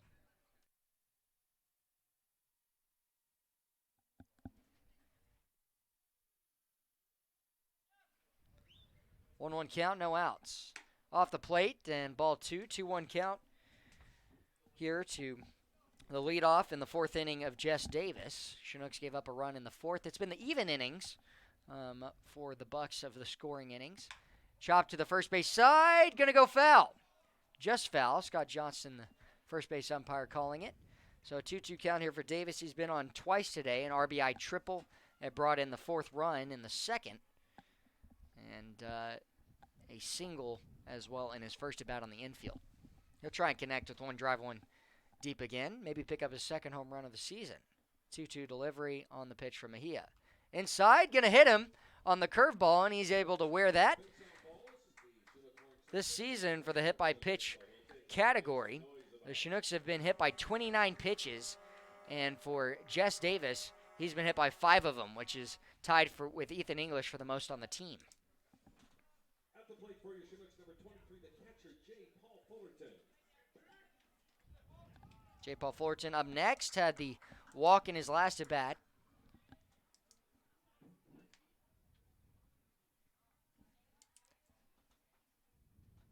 And that pitch missing low. Davis, a stolen base today, 2 runs scored. Been a big offensive product today. 1-0 count, Mejia coming set. This one driven out of play down the right field line, way foul.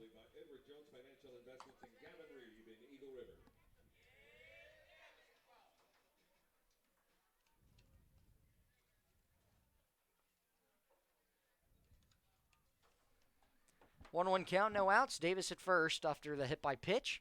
Fullerton at the plate. Pick off there, and Davis slides in safely. Mejia, not necessarily a quicker pickoff move, but does have a good arm slot. He's got quick feet, but his arm doesn't catch up to how fast his feet are moving on the pickoff attempt. Upstairs, called for strike 2, the top of the zone. And so J. Paul Fullerton going to have to battle with a 1-2 count against him. See if Davis gets on the move here. Pick off nice and easy. Thrown wide. Sullivan will grab it as Davis stands up on first base. A few pitchers stretching in the bullpen for the Bucs, but all sitting on the mound. No one for the Chinooks.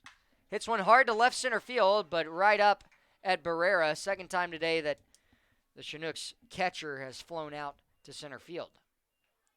Hayden Keller up next, the RBI single that brought in a run in the 2nd inning. That 4th run for the Chinooks. Jess Davis brought in the 3rd on the RBI triple. 5-4 ball game.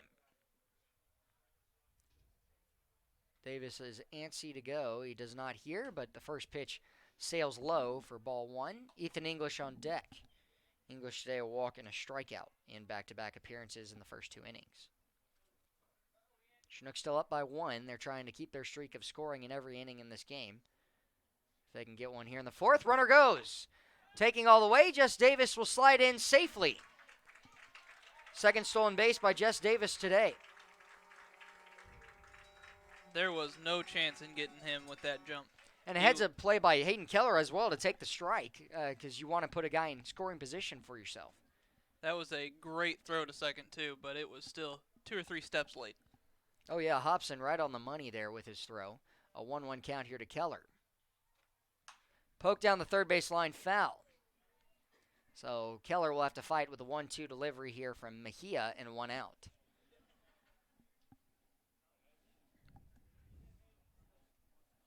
I'd like to see the Chinooks maybe score one without it having to be 2 outs, but, you know, if they're bringing in guys all the same, I'll take it.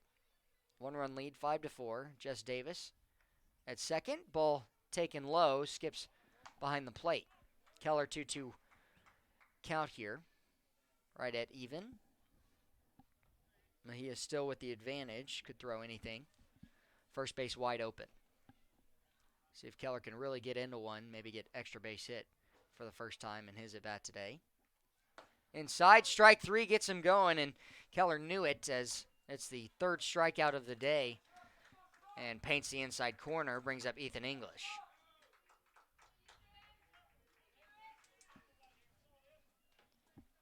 Good pitch by Ian Mejia, paints the inner half, and Hayden Keller just wasn't ready for it. Was expecting off speed.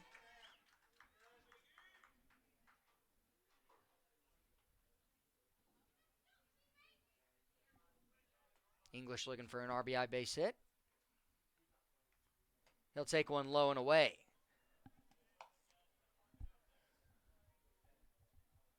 Hope Brandon Cody's okay. Trevor Cho coming in and will hit for him. Brandon Cody today a ground out to shortstop, and the 2-run single brought in the first 2 runs of the ball game. Pitch missing and 2-0 count.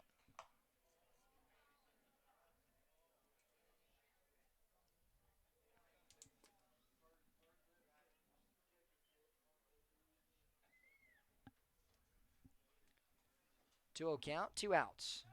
Pick off to second, the throw, and called out as Davis slides in. Silas Drayden will ring him up on the slide in, and the Chinooks picked off to end the inning. First time they don't score, it's 5-4. We're going to the top of the 5th inning. Chinooks lead by a run.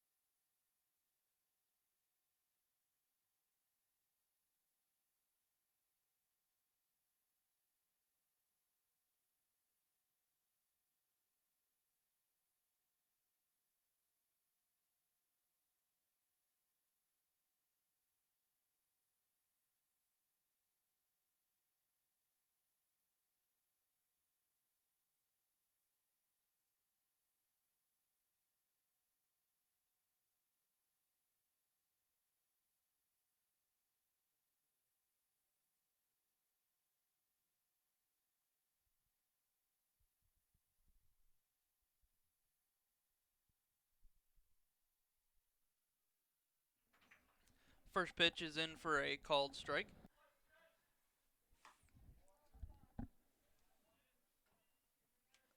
The batter is Chad Castillo, the left fielder for the Anchorage Bucs. We got a 1-1 count against Sam Brace. Sam Brace back out for his 3rd inning of work as he throws that one away outside for ball 2. Castillo today has flied out to center field twice. And he'll swing through that one. 2-2 count, no outs here in the top of the 5th, a 5-4 ball game. Chinooks up by 1, could not score last inning. Ethan English going to have to wait his turn for the bottom half of the inning. A full count here from Brace in the first batter of the inning. Chad Castillo, he's 0 for 2 today with 2 flyouts to center. Can you make it a 3rd? Brace needing a strike. The delivery, it will be hit down the right field line, foul. Well, Brandon Cody still out in right field. So, actually, correction, it's Hayden Keller moved over to right, and Trevor Cho's in left field. For a half second, we thought it was Brandon Cody. Delivery, poked down the right field line again, foul. So Castillo trying to just draw the walk. He's done a good job of fouling off 2 really tough pitches. Brace trying to win the battle. Wind up and pitch. Big swing and a miss. Strike 3. Chad Castillo swings through it. That is the 2nd strikeout for Sam Brace today. And the first out here in the top of the 5th. Brings up Blake Paw. Flew out to left field. Deep left field to Hayden Keller in the 3rd.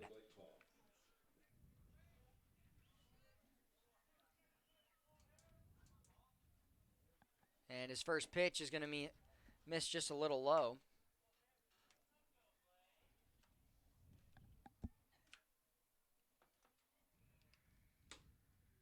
Pitch a little bit lower as well.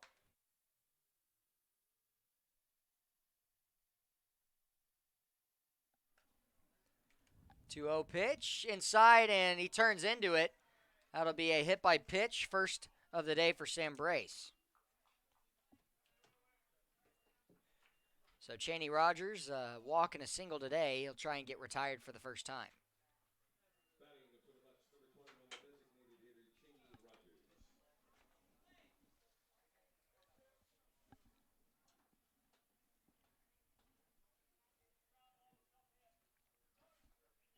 Brace coming set, double play in order.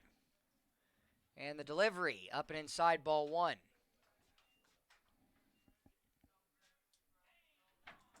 Pitch just misses high. Wind picking up a little to right field. Runner at first is the hit by pitch batter of Blake Paw. Brace the delivery. And that'll just miss low. 2-0 count. So we've got an update from the dugout on Brandon Cody.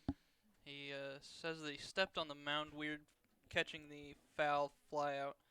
And his knee's bothering him a little bit, so they're going to give him the rest of the game off. Hopefully he'll be all right. 2-0 delivery here, strike 1. And yeah, let's hope he's going to be okay. I mean, he hurt his knee. That's the one injury that he's had this season. But after fouling a ball off of his knee, or maybe it was his ankle.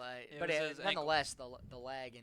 And so hopefully his knee's going to be okay for the rest. Ground ball, first base side foul, 2-2 count. And, it's weird. Sometimes you step on the mound. He was on the back side of the mound. We couldn't even see his feet when he made that. He made an awkward throw in to – we had talked about it. Why didn't he just throw it into second?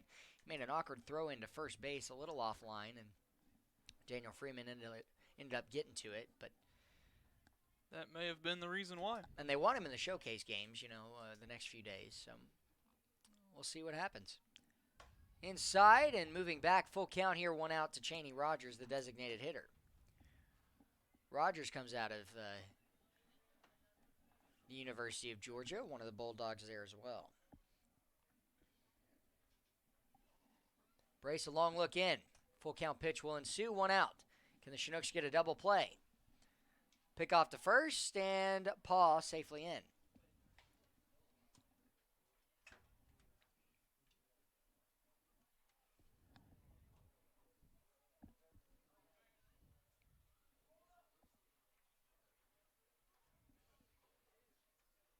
Three-two payoff pitch. Chop to first, foul ball.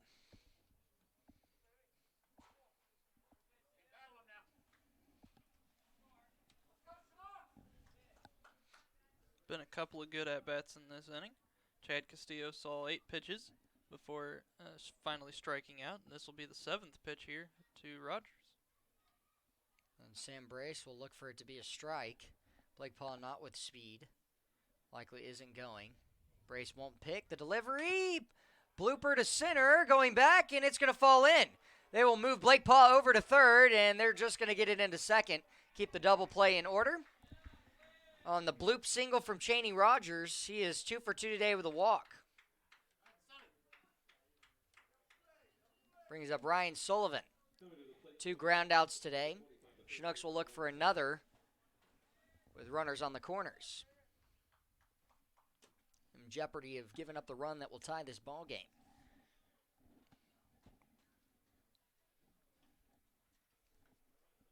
Here in the top of the 5th inning.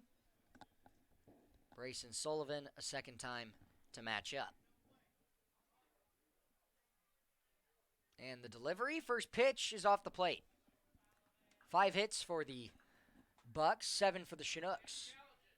There have been a hit by pitch and a single in this inning.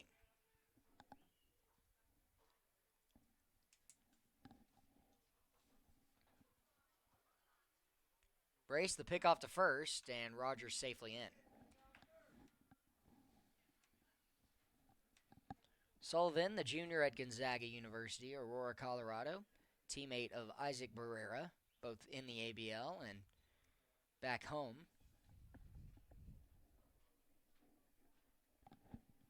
Ground ball to second. This could be 2. Flip to second, the throw to first, the double play, and he's called safe by Scott Johnston. Sullivan just going to beat it out, so the RBI ground out from Sullivan It was thrown from Corbett to Pate Fullerton and then to first, and he's called safe. And so Sullivan, the long legs get him to first. It's a tie ball game at 5 apiece.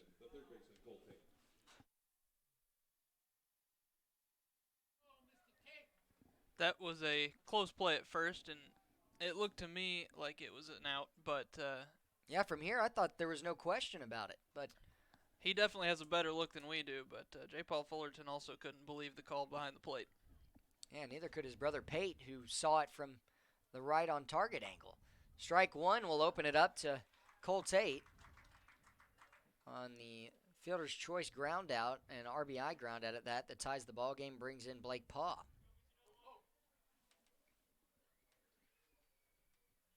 Sullivan not going. The off-speed falls in, strike two. And there's some action headed towards the bullpen. I don't know if those are pitchers just trying to get back down there, if somebody's going to start warming. But Well, considering Zach Sundine is one of them, and he can't re-enter in this game, I think they're just trying to get back down there. 0-2 count, delivery. And that misses just a little off.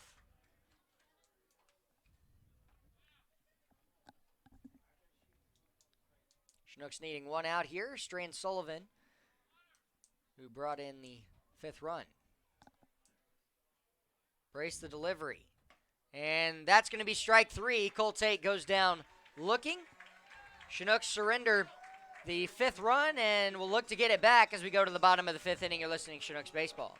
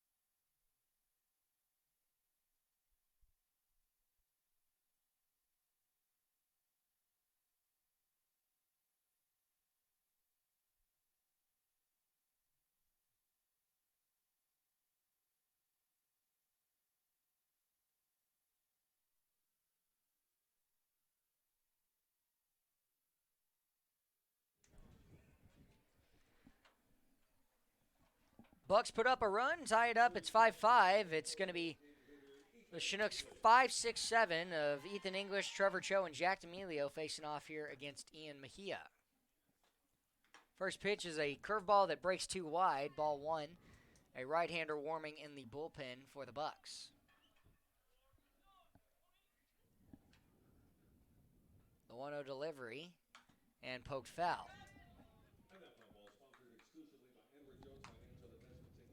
Looks like Jeremy Cook is warming up, if I can see the number correctly.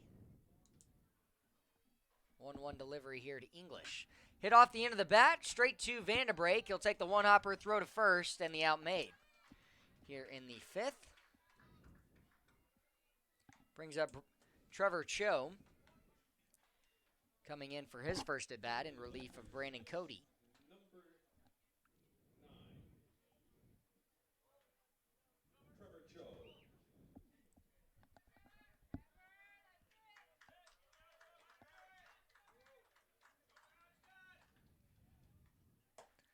Ball 1's taken upstairs. Chinooks have had a runner reach in every single inning so far, but they did have a 3-up, 3-down inning last inning because Davis got picked off, and that one goes to the backstop. So Jack D'Amelio will trot over and retrieve it.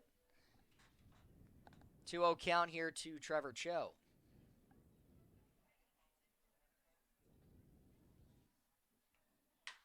And that'll be smashed to right field, but lifted to Blake Paw as Cho will fly out for out number 2. 2 quick outs in the inning. Brings up Jack D'Amelio, strikeout and a foul fly out to right field.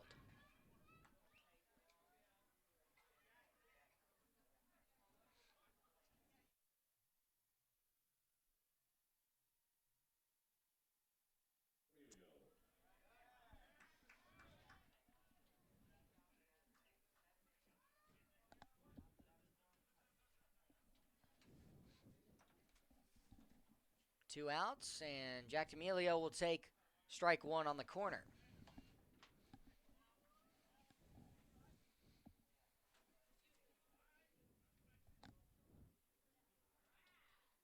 A 1 delivery, wind up from Mejia. And that's going to be taken for strike 2, top half of the zone. See Coach Groth not agreeing with that one either. As did D'Amelio. He'll have to battle here. Might see the same pitch or a curveball from Mejia. Delivery.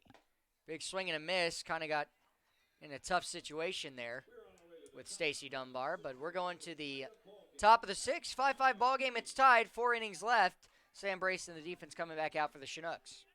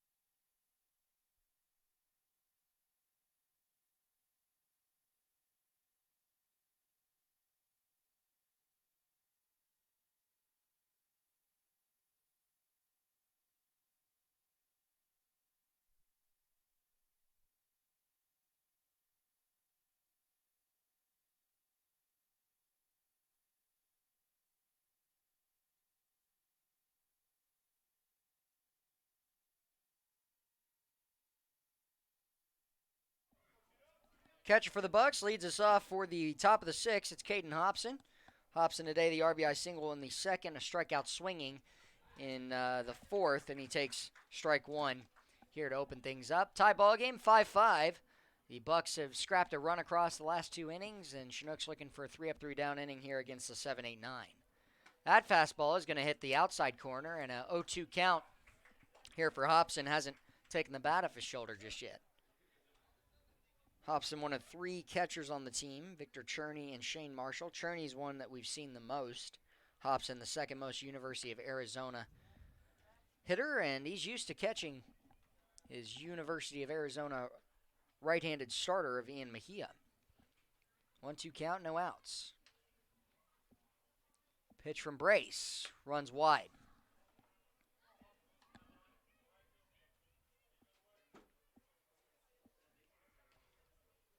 You know, that really does help, too. A good pitcher can be effective on his own, and a good catcher can be effective on his own. But when they really know each other and play a lot together, as that one's fouled off, they're going to perform a lot better, too. And you see that in the majors with those groups that have been together forever. That one fouled off the right shin guard, and so a 2-2 count here, no outs. Sounded pretty weird. Didn't sound like it hit wood, but that pitch is going to be just a little low. Full count will ensue from Brace. Cannot afford to walk the leadoff guy in this inning. Put the potential go-ahead run on in the sixth. Not for the Bucs. Lead this league. And offensively, one of the best teams. Strike three gets him looking as he hops and tosses the bat back to the dugout. Instead, it'll be the fifth strikeout on the day. The fourth strikeout on the day for Sam Brace. Second time he's gotten a batter looking. And it'll open up the sixth for Justin Vanderbeek. The RBI sac fly in the second, single in his second at bat in the fourth. First pitch here, missing inside, ball one.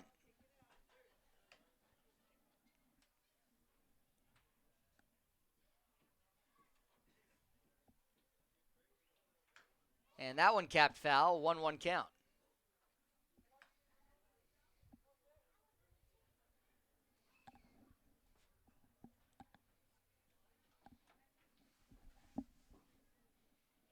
Vanderbeek pokes one to right field coming in. Hayden Keller, it'll fall in front of him. We've seen a couple of bloop hits today from the Bucs, but that one falls just in front of Hayden Keller and moved over to right field. And so he's on with his second single, and Taishi Nakawaki, 0 for 1 today with a walk, is up next.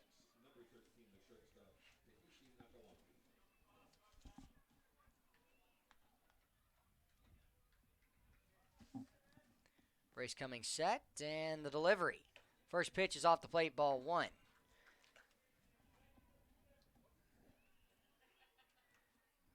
Vanderbeek this season is, again, 1-1 in stolen base attempts. Pick off to first, safely standing up. Has not scored today.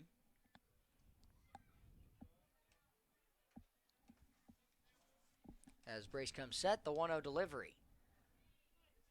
Brace delivers and poked out of play from Nakawaki.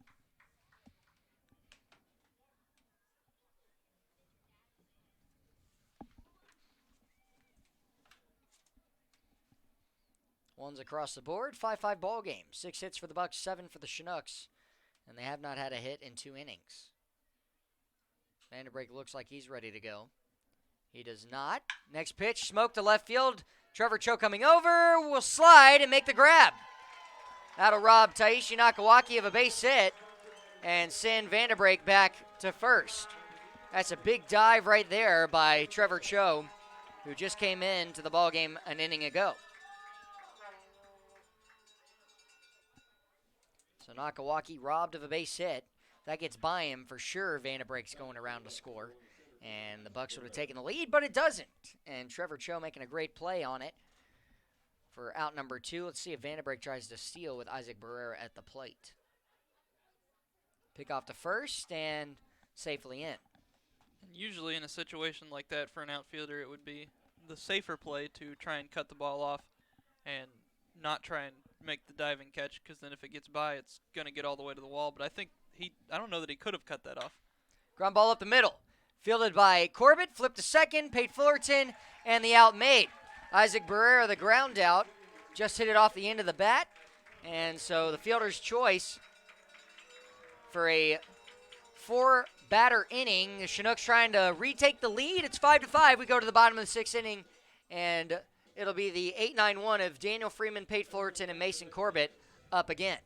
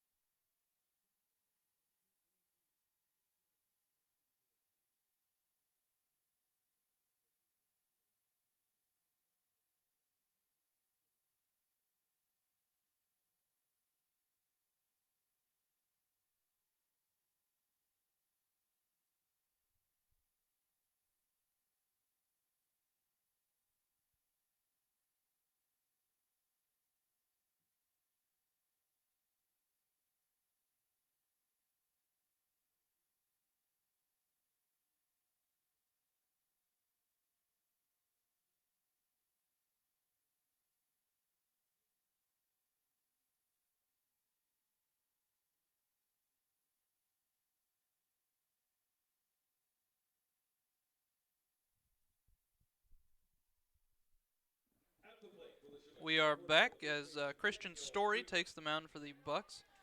He is a senior at Lamar University, and he's coming out of Langley, British Columbia, just south of Vancouver. Yeah, Story is going to relieve here, and he'll throw a strike one to Daniel Freeman, who today a walk and a single. We're in the bottom of the sixth, 5-5 ball game. Chinooks trying to retake the lead a third time today. Ian Mejia started the game for the Bucs. And that one will bloop into left field. So Daniel Freeman sits back on it, and he will start off the sixth inning with a single. He is 2 for 2 today with a walk. And Ian Mejia, again, 1 hit by pitch, 4 strikeouts, 7 hits, 5 runs. All runs scored with 2 outs and 3 walks in his 5 innings. Christian Story now in, and Story, the second highest average on the team, ERA, on the team of 9 exactly. 2 appearances, this being his third, 2 innings on the mound, 4 hits, 2 runs, both earned, and 1 walk. No strikeouts this season. Bunt shown, pulled back as it misses away from Pate Fullerton. Fullerton, a RBI single that brought in the 5th run 2 innings ago. 3 innings ago in the 3rd.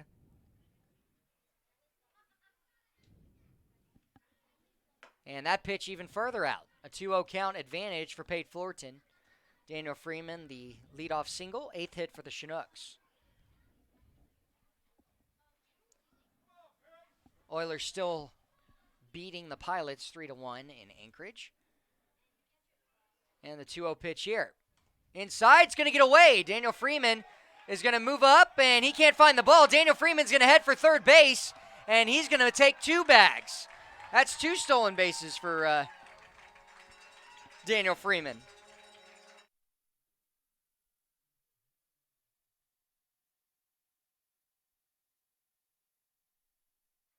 We're going to actually find out for you. I was wondering if that's actually just 1 stolen base and then a wild pitch, or if he moves up 2 bases on the wild pitch. In my opinion, I think it's, as the 3-0 pitch is strike 1, I think it'd be a wild pitch because once Freeman realized it got away, that's when he moved up. But the stolen base could have been, I don't think it may not even be a stolen base because he realized he wasn't going at the time. It was a wild pitch. Ball 4 misses low. Story, the 5-pitch walk to put on Pate Fullerton.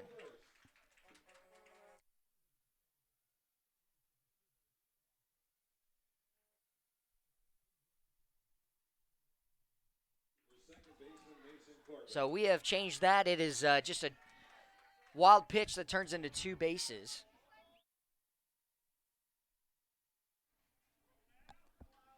And so the left-hander in top of the order, Mason Corbett, comes back around to face Story. Trying to put something to the outfield, and the delivery. Strike 1 on the corner. Corbett will shake his head. Stacy Dunbar opening up a little bit off the corner. But been very consistent today. Has not allowed many pitches to be missed. That one skipped in the dirt, and Pate Fullerton will move up to second. And that one's definitely a wild pitch. Yes, 100%. I'm surprised Hobson, who's just shaking his head right now at Story, even was able to block that. Took it right off the sternum of his chest protector.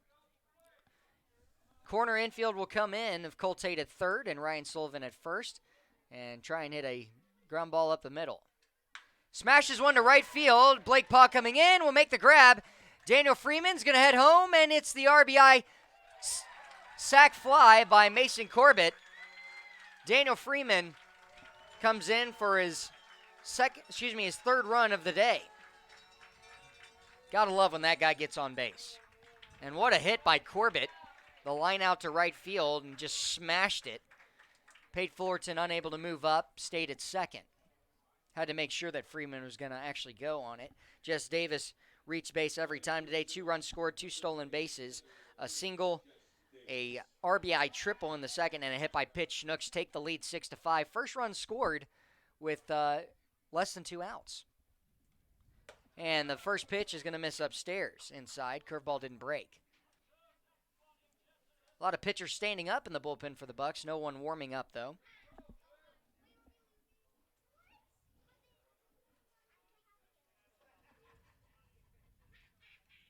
And that pitch, the lower third of the strike zone.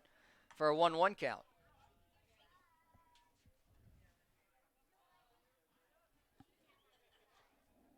Corbett's been robbed of 2 base hits today. The line out to end the third to the pitcher.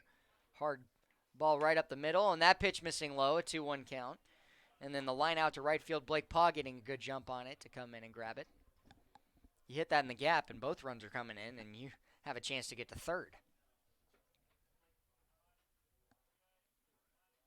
Pate Fullerton out at second, and that pitch brought back in a little by Hobson, 2-2 count. Still paints the black nonetheless, and so Jess Davis will have to battle here, 2 strikes against him. The University of Alabama at Birmingham Blazer. 2-2 payoff pitch. Pokes one foul just to spoil it, a little late swing. On deck is J. Paul Fullerton, the other UAB player, and at second base is another. All 3 of the UAB hitters. There is another UAB player, which is Tyler O'Clair. Big swing and a miss. Davis goes down swinging for out number 2, and J. Paul Fullerton will try and bring in his brother for the first time today. First strikeout for Story. Chinooks lead 6-5. They're trying to get an insurance runner of a 7th run of Pate Fullerton out at second base.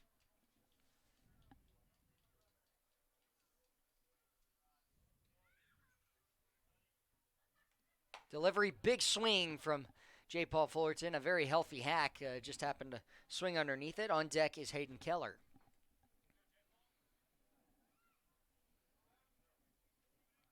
Fullerton power to all sides of the field. He'll try and really connect with one. Trade places with his brother out at second base. And that pitch missing high. Just sails up at the last second. 1-1 count.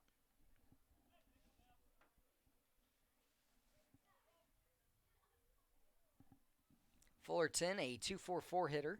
22 hits this season in 90 appearances. And the curveball just falling low.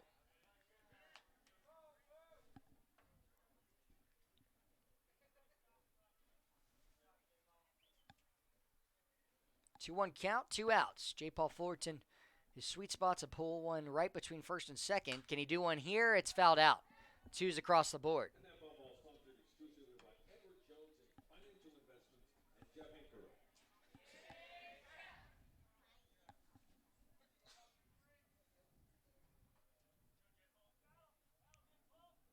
2-2 pitch awaits from Christian Story. Runner goes and chopped to first base. It's a fair ball. Sullivan will take it himself, and Fullerton is stranded, but all the same, Chinooks get a run on the sac fly from Mason Corbett.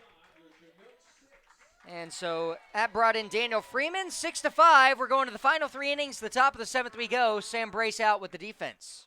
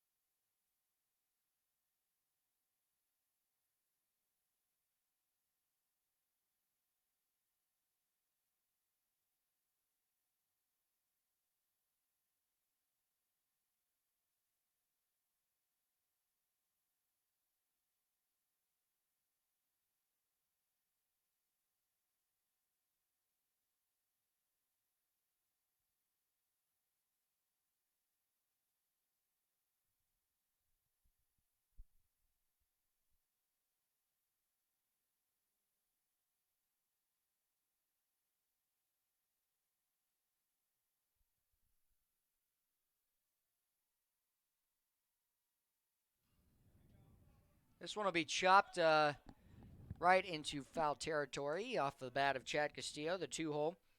He is 0 for 3 today, a strikeout and 2 flyouts to center field.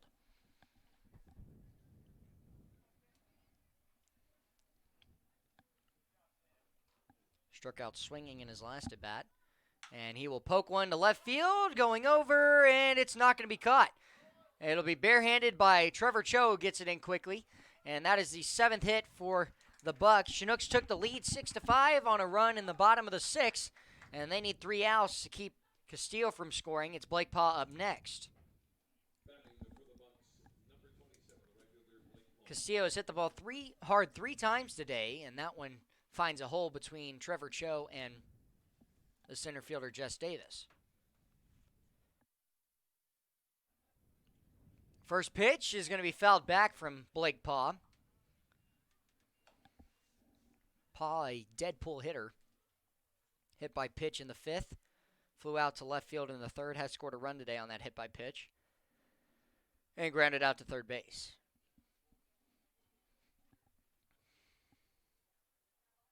Double play would be nice for the Chinooks. Pate Fullerton shading in the hole between short and third.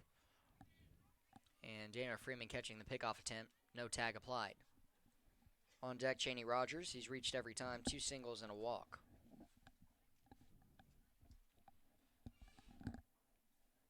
Delivery home, wide right, and so it'll be a 1-1 count.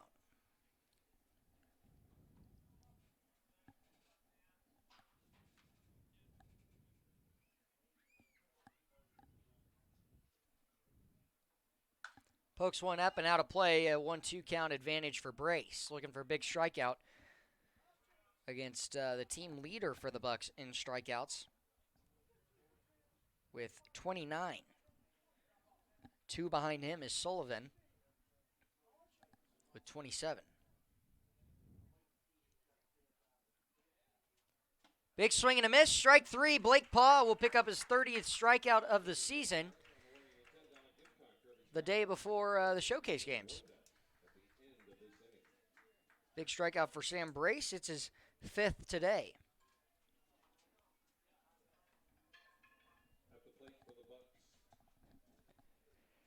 Cheney Rogers, the designated hitter.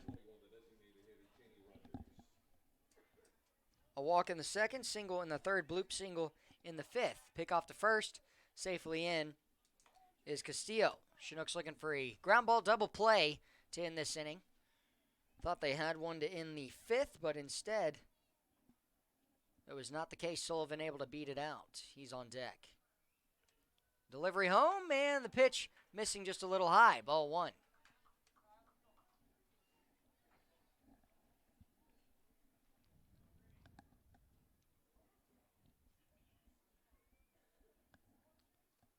One-0 delivery, 1 out.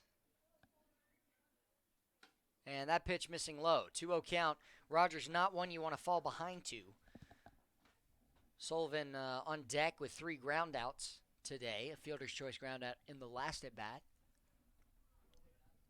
Did pick up an RBI, however. It's about 59 degrees here. The clouds are definitely getting thicker, but there's only a 3% chance of rain right now. But it is getting darker. Yeah, and Chris Beck going to come retrieve the foul ball right in front of the booth. It is getting pretty dark, courtesy of the fog that's in the air. Doesn't look like the smoke that was from the wildfires of Talkeetna, but does look like a lot of fog. 2-1 count, 1 out. The delivery and ground ball through the hole to the right side. He's 3 for 3 today. Hayden Keller going to try and throw one down to third base, and they're going to let it go in.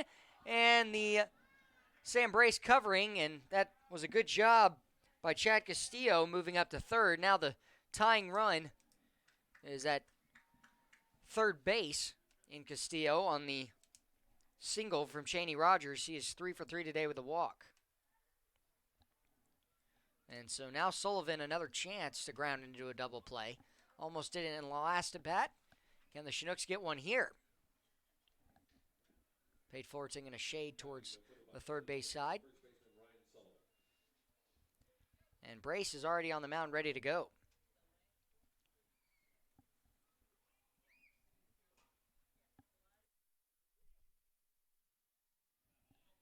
First pitch is off the plate, ball 1. Well, Sullivan trying to put something in play, maybe high to the outfield, and Sam Brace liking a ground ball.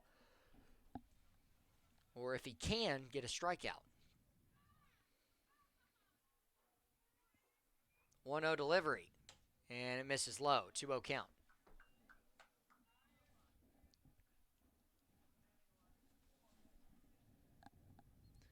Sullivan, the most doubles on the team with 7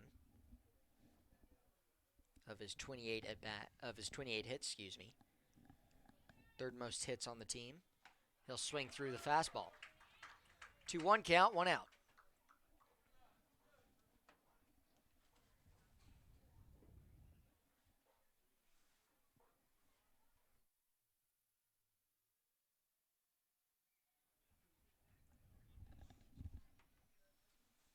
Two-one delivery, and a ground ball to short. This could be 2. Flip from Fullerton. Back throw to first. The double play. Chinooks will get out of it this time. It's 6-5 as we go to the bottom of the 7th. Chinooks looking to add to their 1-run lead.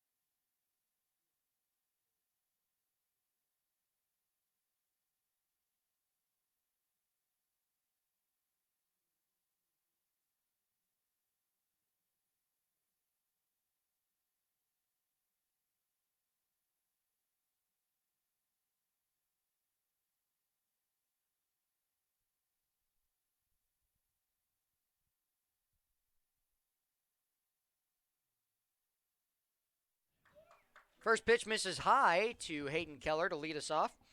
Keller, English, Trevor Cho, and Jack D'Amelio here in the 7th. Chinooks turn a double play with a runner, the tying run at third base to get out of the last inning, and the pitch missing low. Brian Cardone warming in the bullpen for the Chinooks.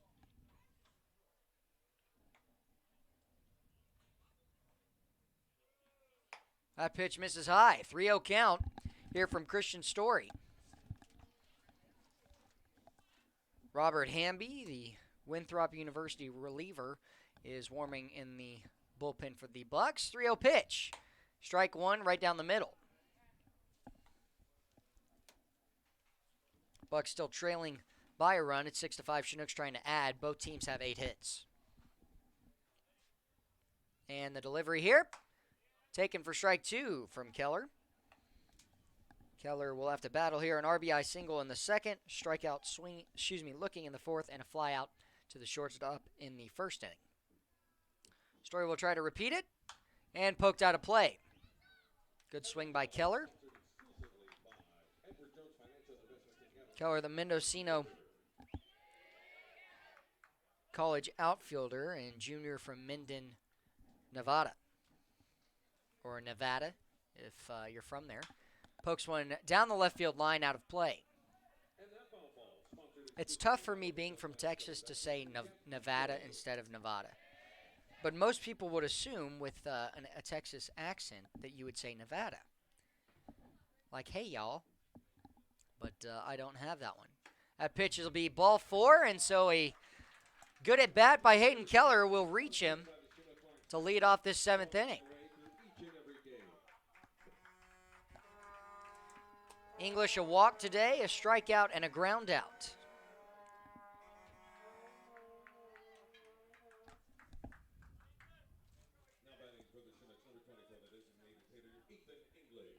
Ethan English will look for a good inside fastball to maybe plate it out of here.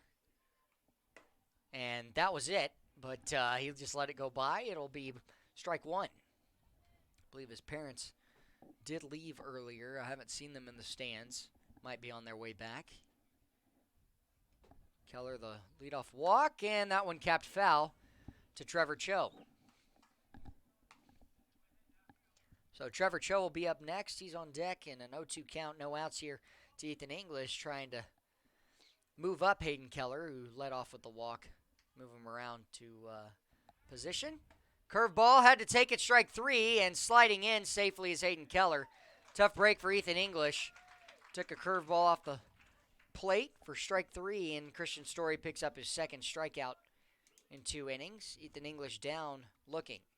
Brings up Trevor Cho, and his one at bat, he's flown out to right field. He'll look for an RBI single. Hayden Keller with the stolen base. And that pitch misses off the plate. Today, the Chinooks have 4 stolen bases, 2 for Jess Davis, 1 for Keller, and 1 for Daniel Freeman. He also went first to third an inning ago on a wild pitch. Pitch a little bit farther out, 2-0 count, 1 out.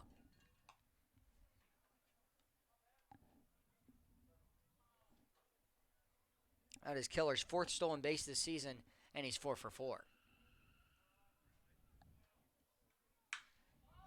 Line drive to Taishi Nakawaki as it just was caught, and the ball hit hard, smashed by the left-hander Trevor Cho. Brings up Jack D'Amelio. He'll look for an RBI single. I'm not sure Cho knew that he caught it because he kept running all the way to first base before he looked up and noticed that the play was over. Well, Cho, the senior out of Wisconsin Whitewater. And the first pitch fouled back from Jack D'Amelio. Trevor Cho, the only player on the Chinooks team who's played with AIA baseball, Athletes in Action, for his entire summer ball career in college. This is the first time in ABL. High fastball, and he'll move out of the way of it. 1-1 count, 2 outs. D'Amelio today, 2 strikeouts swinging and a foul fly out to right field. Try and time up Christian Story's fastball. Big swing there, tried to yank a outside fastball. It'll be a 1-2 count. D'Amelio going to need to choke up, put something in play.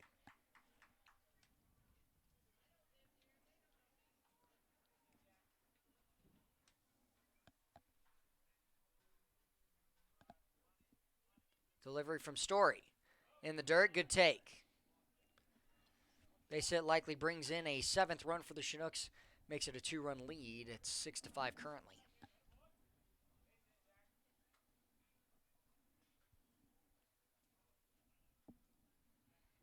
Story coming set. Payoff pitch. Upstairs, ball 3. D'Amelio trying to get it to Daniel Freeman, who's reached every time today a walk and 2 singles. Has scored 3 runs and a stolen base.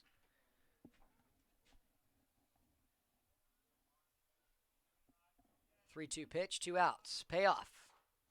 And that'll be strike 3 to get him looking as it misses high. But Stacy Dunbar says no, it'll be strike 3 instead.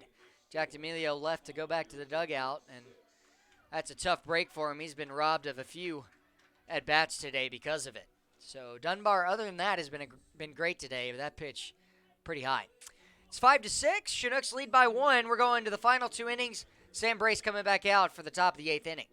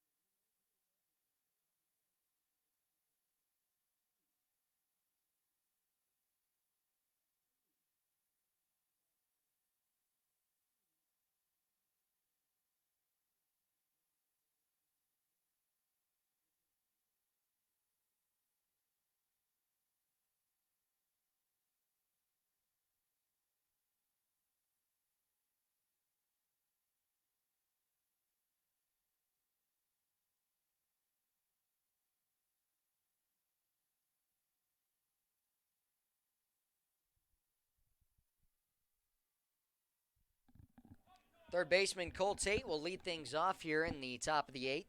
Chinooks lead by a run 6-5. It's going to be Cole Tate, Caden Hobson, Justin Vanderbrake. The 6, 7, 8, and in and out of the glove of Fullerton for strike 1.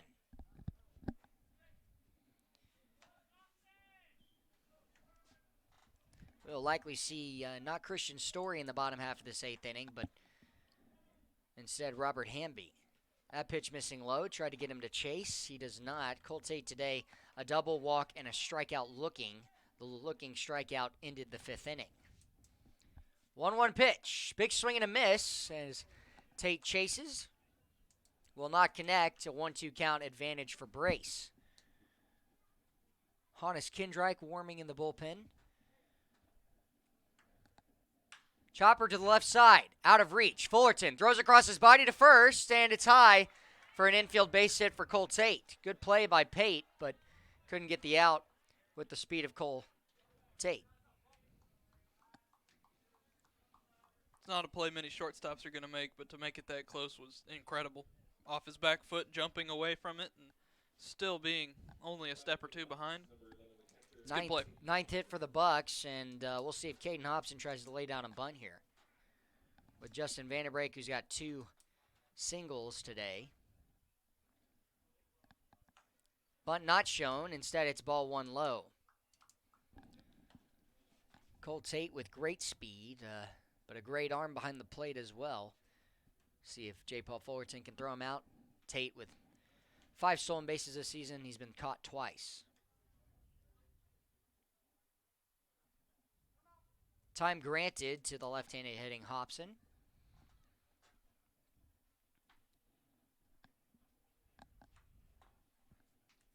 Sam Brace, a couple of shakes, and gets the pitch he wants. Pick off to first since Cole Tate's safe on the bag.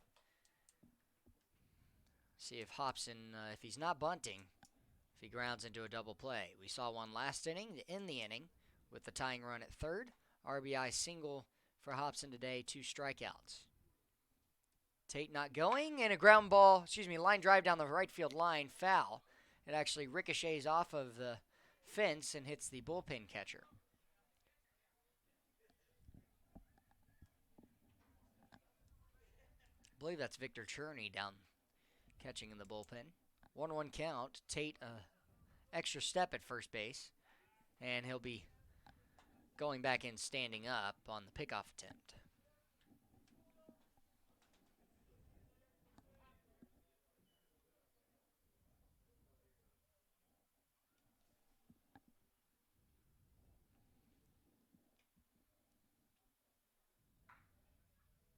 Delivery here, misses high, 2-1 count.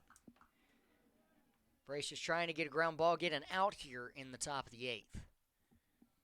6-5 ball game's got the lead. Just trying to get the guys off base. Leadoff single again for Cole Tate on the infield. This one thrown wide, 3-1 count.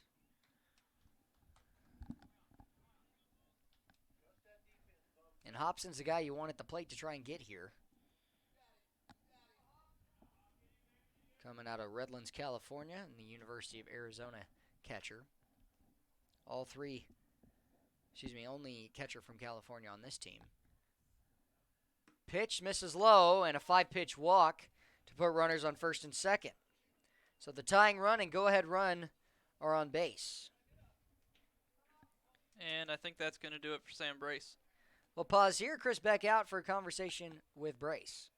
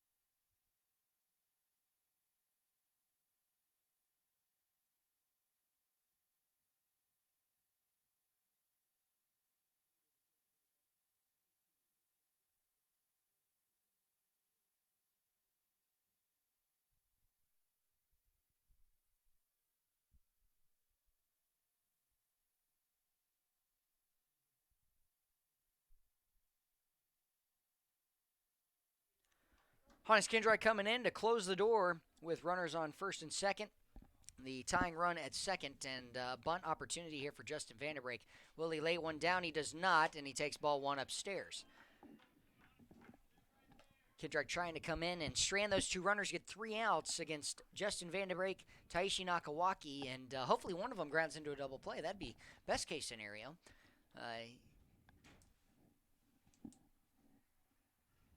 Pitch missing a little bit farther wide, and so Kindrei trying to settle in a little bit, find the zone here. Sam Brace pitched 5 innings, gave up 2 runs and 8 hits. Came into this ball game early and really did a good job to keep the Chinooks in it. Had 5 strikeouts. Yeah, did a great job. It was 3 runs in the second, 1 in both the fourth and fifth, and Kindrei looking for a big strike here. 2-0 delivery. Misses high, 3-0 count. Kindrei comes in 8.05 ERA. 19 innings on the mound, making his 13th appearance. Has the most appearances, came in tied with Joey Levitt, but 1 more appearance than him. Trying to work all the way back from a 3-0 count, and that pitch, strike 1 on the corner. Taishi Nakawaki thought it was ball 4, but that doesn't get much better than a strike on the outside corner. Nakawaki started walking towards the batter's box. 3-1 count. Just looking for something on the infield. Corners are in. Delivery. Pokes one into right field. Coming in a long run, and it's going to be caught by Hayden Keller. And a good job by Keller to quickly get it in. We'll flip it into Pate Fullerton for the first flyout. Good job by Hannes. Working from a 3-0 count all the way back into it, getting 2 strikes in there and a weak fly out to right field. We've seen that ball from Vanderbrake fall in front of Keller today. A little more on a line, not necessarily the pop-up, but, I mean, Keller has great speed. Really good job of getting a good jump on it coming in. Taishi Nakawaki 0 for 2 today. Lined out to left in his last at-bat. The first pitch here. Ground ball to short. Can this get 2? Flip from Fullerton to second. The throw to first. And the double play. Chinooks get out of it behind Hannes Kindrei. And another double play. Chinooks turn it twice. Great throw from Pate Fullerton to flip it underhand to Mason Corbett all the way to first. And the Chinooks get out of it. Great job by Hannes Kindrei. And he's fired up. As we go to the bottom of the 8th inning, Chinooks lead by 1. It's 6-5. They're trying to add to their 1-run lead.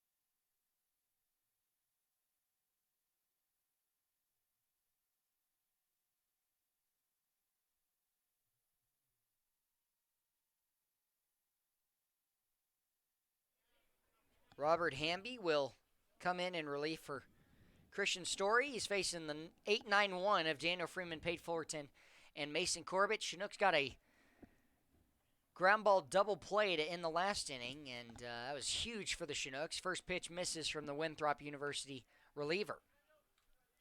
Update for you from Anchorage. It's now a 4-4 ball game. The Pilots just scored 3 in the bottom of the 7th, so they have 2 innings to play and a tied game there.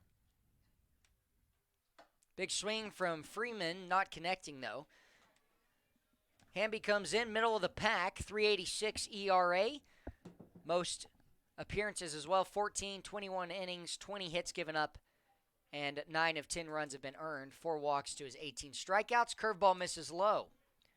Good take from Freeman.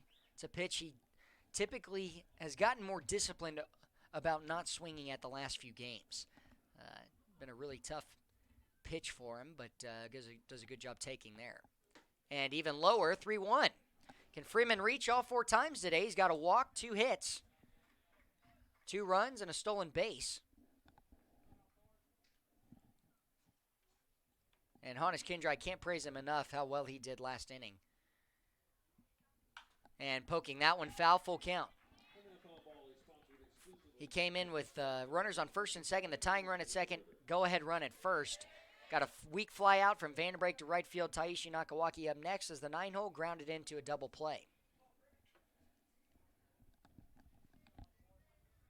Full count here to Daniel Freeman. Delivery.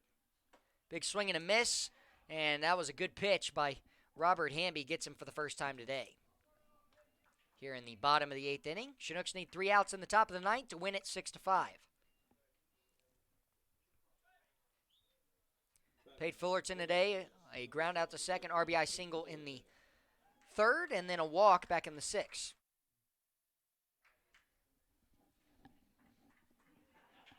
Chinooks trying to get the Oilers to lose, and then a bunt shown from Fullerton trying to lay one down to Cole Tate at 3rd. Beat it out at first, but misses, and he couldn't pull back.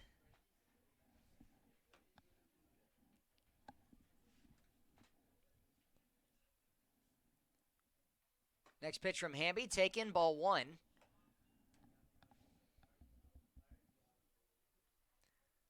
The Bucs do have the top of the order coming back around with Barrera, Castillo, and Paw.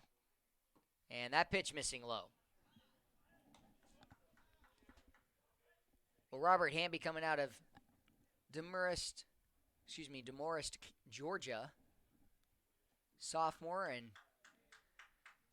a 6'6" right-hander. That one foul tipped. And Stacey Dunbar checking on the catcher Hobson behind the plate. He says he's okay.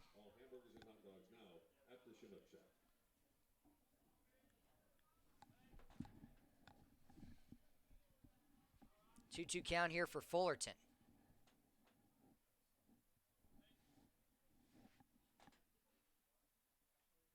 Curveball will get him swinging as Fullerton and Freeman have gone down on strikes, and now it's Mason Corbett. Corbett been robbed twice, but had a sac fly line out to right field. Brought in that go-ahead run, made it a 6-5 ball game. And he's the leadoff today. He had the leadoff double to open up the game offensively for the Chinooks, and hasn't reached since. Foul fly out to left field, and then 2 lineouts in his last 2 at-bats. Been robbed twice. Ground ball up the middle, base hit. Finding a hole right past the glove of Hamby. And so that is the 9th hit for the Chinooks.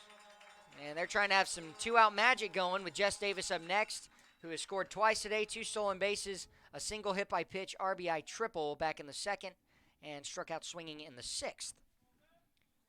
So he'll try and repeat with Mason Corbett. On deck is J. Paul Fullerton. Continues to get darker here. No lights here at Lee Jordan Field.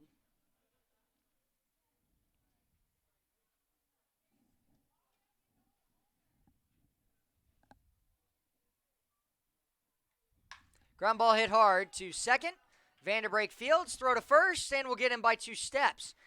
So Mason Corbett's 2-out single is stranded, but the Chinooks need 3 behind Hannes Kindreich in the defense in the top of the 9th inning to win this one 6-5. When we come back, it's Isaac Barrera in the top of the order for the Bucs in a moment.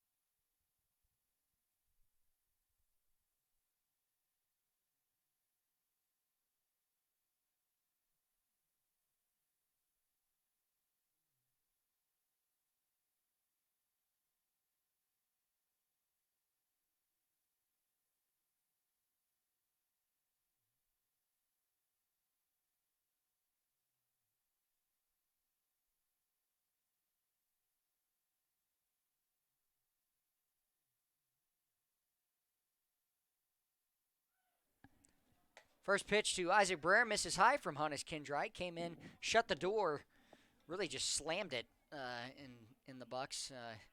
Couldn't score in that inning, had the tying run at second, no outs. That pitch will hit the strike zone, strike one. 1-1 count. Brace trying to pick up the win, and Hannes Kindreich trying to pick up the save. Next pitch to Barrera, strike 2 right down the middle. Barrera 0 for 4 today with a strikeout. The only time he's reached has been the fielder's choice. Excuse me, he didn't even reach in that. It ended the inning. The fielder's choice ground out up the middle. 1-2 pitch. Well, check his swing, did not go around. It goes to the backstop. Good changeup there by Hannes Kindreich. Hannes, the Biola University right-handed reliever. The 2-2 payoff pitch. Misses high. He'll try and work it in with a full count. With Chad Castillo on deck. Only reached one time as the last at bat. The single in the 7th. 3-2 payoff. Misses high. It'll be a walk to put on Isaac Barrera as the potential tying run here in the 9th. Barrera never had to take the bat off of his shoulder. Yeah, but all the same, Hannes got ahead in the count and kind of fell behind a little bit. When his pitchers are missing right now, it's missing up. Apart from the changeup that bounced in, his fastball has just been missing up. If he can locate that a little lower, he'll get a ground ball double play out of it here. Barrera not going. First pitch, smashed to right field, and that's dangerous. It might get up and out of here. That's the second time. Now the Chinooks are down a run on the 2-run home run from Chad Castillo. Just yanks a fastball up and in. And a tough pitch. But, I mean, you got to give credit to Castillo. He's able to time that pitch up and drive it out to right field over the right field wall. First home run today, 7-6 in favor of the Bucs.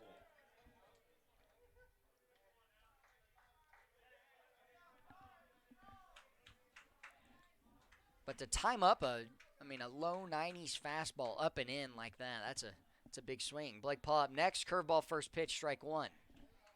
Paul today, his hit by pitch is the only time he's reached and scored in that inning.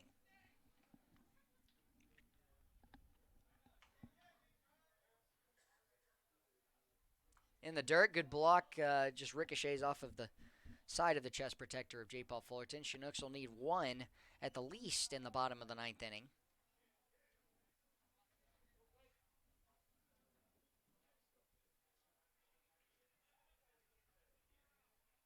1-1 pitch is fouled all the way back. Sends Patty McCormick out to give the home plate umpire some baseballs. As Chaney Rogers comes over.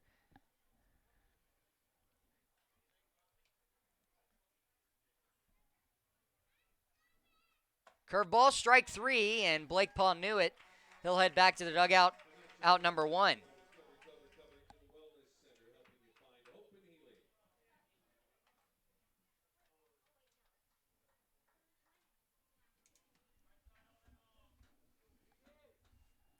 Chinooks in the bottom half will have Fullerton, Keller, and English up. Try and come from behind in this one. And they're going to be facing Colton Rendon. Poked out of play. Colton Rendon, the most saves in the league.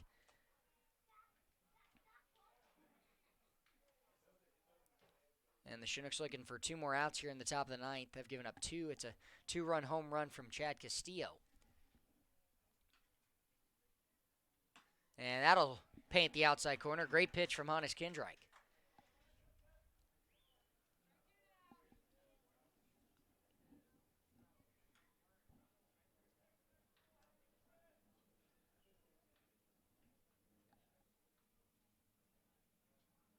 Kindreich coming set. The 0-2 delivery. Curveball, and it's going to hit the front foot. Bounce back towards us of Chaney Rogers, the hit by pitch. Ryan Sullivan up next, and the Chinooks will look for a ground ball double play. 10 hits for the Bucs, 9 for the Chinooks. Ryan Sullivan 0 for 4 today with a ground ball double play in the 7th. Chinooks looking for 3 straight innings of inning-ending double plays. And it looks like this is going to be Hannes Kindreich's game. There's nobody warming in the pen, and doesn't look like there will be anytime soon. Fastball misses high. They're trying to ride him out here for the next 2 outs.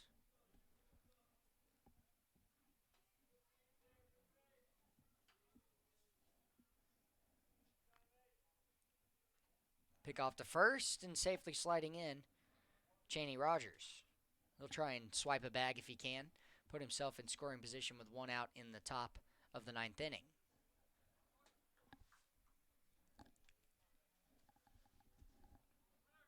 Runner goes, curveball, and in and out of the glove, a stolen base for Chaney Rogers. Chose the right pitch to go on. And he puts himself in scoring position for Ryan Sullivan. 1-1 count, 1 out.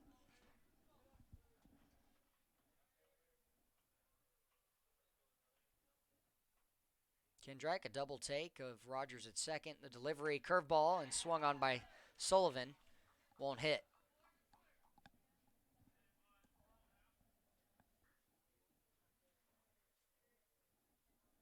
1-2 count, 1 out.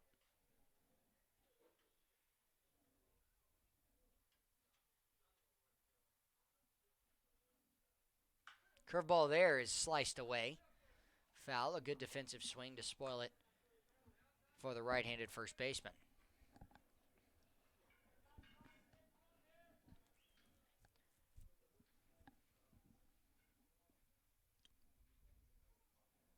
One-two pitch awaits. Corbett in and out of the check swing and way inside. Fastball ran high and in. And Sullivan, Sullivan able to just barely move out of the way of it. A lot of chirping from the Bucs fans, thinking it was intentional. And, I mean, when it's 7-6 in the last inning, you've got an insurance run at second base, I don't think it's intentional. Runner goes, and it's in the dirt on the curveball. So Rogers with a second stolen base.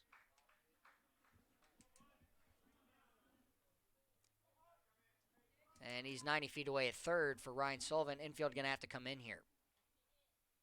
Well, Sullivan's track record of ground balls today in this game, all 4 have been ground balls. They're going to bring in the infield. Don't want to allow for it to be a 3-run inning.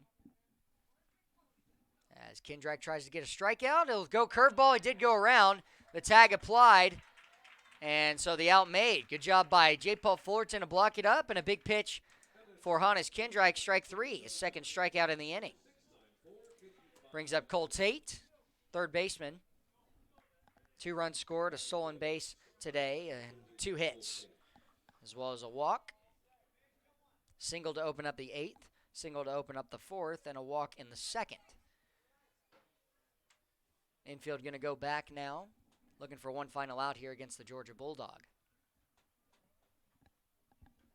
Kindrak will come set. J. Paul Fullerton trying to be a wall, and he'll snag strike 1 right down the middle. Good job by Kindrak to get ahead.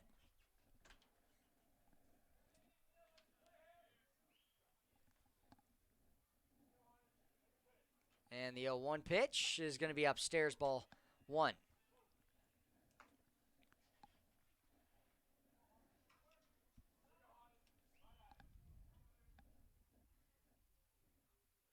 A 7-6 ball game. The Bucs have taken the lead here in this inning. Great block by Fullerton.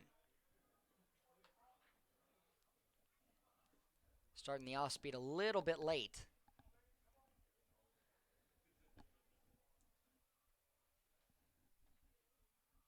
Or early, I guess you could say, and short arming it. Fastball paints the corner there. Now you're set up to try and strike out the 3 outs in the inning, but the 2-run home run has put the Bucs ahead.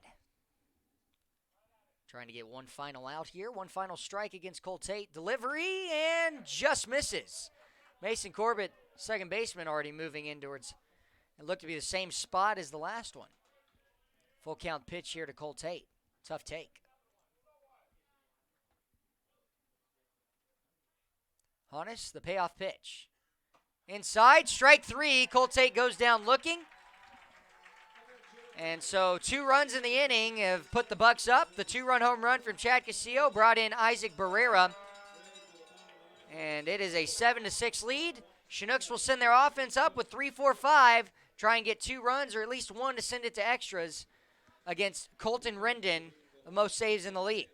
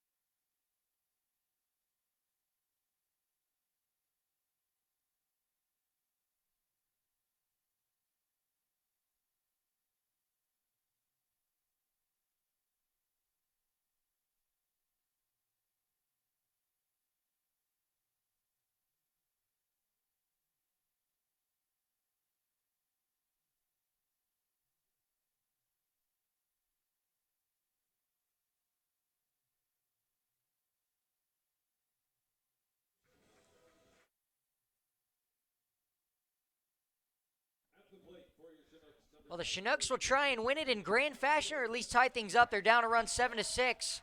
Give up 2 off of a 2-run home run in the 9th inning. And it's 3-4-5 up. J. Paul Fullerton, Hayden Keller, Ethan English. This is where you want to be in your order with production today. Colton Rendon in on the mound, 4th pitcher we've seen for the Bucs. And he's trying to get his 7th save of the season. First pitch. Well off the plate, ball 1. I think Fullerton needs to be very careful here. When we watched Rendon in the warm-ups, he struggled to find the strike zone. Jupiter, Florida native, 6'4", 225 junior at Winthrop University. Him and Robert Hamby. Smashed up the middle, base hit. J. Paul Fullerton, the single to start off this inning.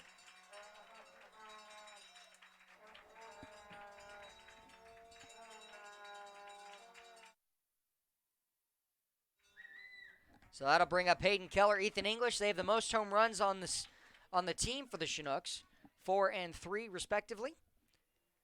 4 for English, 3 for Hayden Keller, and Dylan Gardner going to come in and run at first base. At the plate, British Chinooks number 12, the left fielder, Hayden Keller.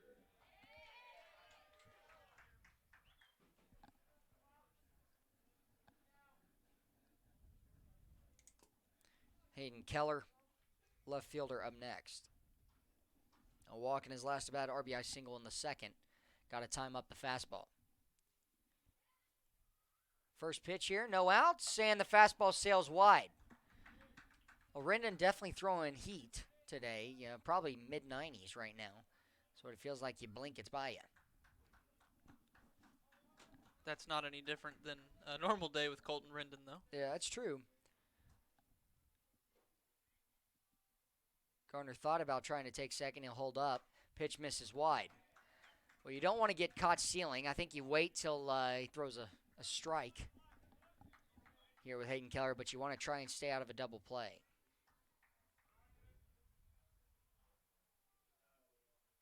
Gardner put at first. Rendon might be picking here. He holds for half a sec. And runner does not go. It's strike 1 on the corner. Dylan Gardner slowly was edging his way to try and steal second. Rendon finally delivered, and Gardner had to stay put. Hayden Keller looked to time up this fastball. 2-1 count.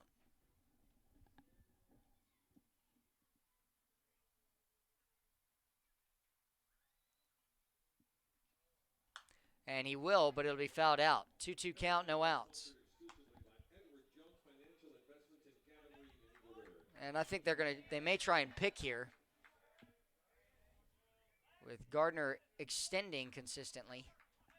If he keeps extending, they will pick and try and get him.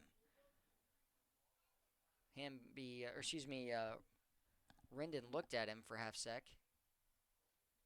And will try and pick off here. Throws wide, but a 2-2 count, no outs.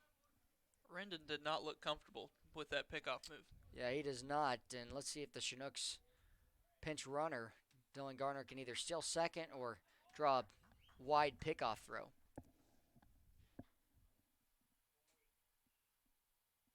Rendon coming set, the delivery. Ground ball up the middle. Nakawaki takes it himself, steps on second, the throw to first, double play. So the Chinooks grounded the double play for 2 outs here, brings up Ethan English, and he'll look for a solo home run. Chinooks down to their last out. Hit hard, but Nakawaki closed the distance quickly, stepped on second, and Chinooks have 1 more out left to get. Ethan English is the Chinooks representative on Sunday in the Home Run Derby, so maybe he'll get a little practice in here.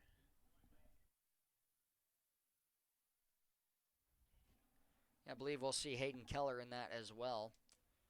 A few guys from each team are allowed the opportunity to be in it and honored with it. 7-6 the score. If Ethan English can pick up his 5th home run, tie this ball game at 7 apiece. Ground ball, third base. Cole Tate, Fields throws to first. The out made. Bucs complete the comeback victory with 2 runs in the top of the 9th, and credit the 2-run home run to Chad Castillo. And a good job by Colton Rennan. He picks up the double play for some help and the ground out for his 7th save. Chinooks drop this one 7-6, and unfortunately they fall on the season to 9-22, while the Bucs improve to 22-9. Chinooks will play tomorrow and the next 2 days against the Bucs and then the Pilots. Bucs game starts tomorrow at 4 o'clock for the ABL Scout Showcase. Those are 7-inning games. Then the Pilots game on 1 o'clock start time on Saturday. Home Run Derby and All-Star game are on Sunday. Josh Salem, Wyatt Wewell here. Again, the Chinooks drop this one 7-6. A great game, though, nonetheless. And we'll see you tomorrow for the Showcase games.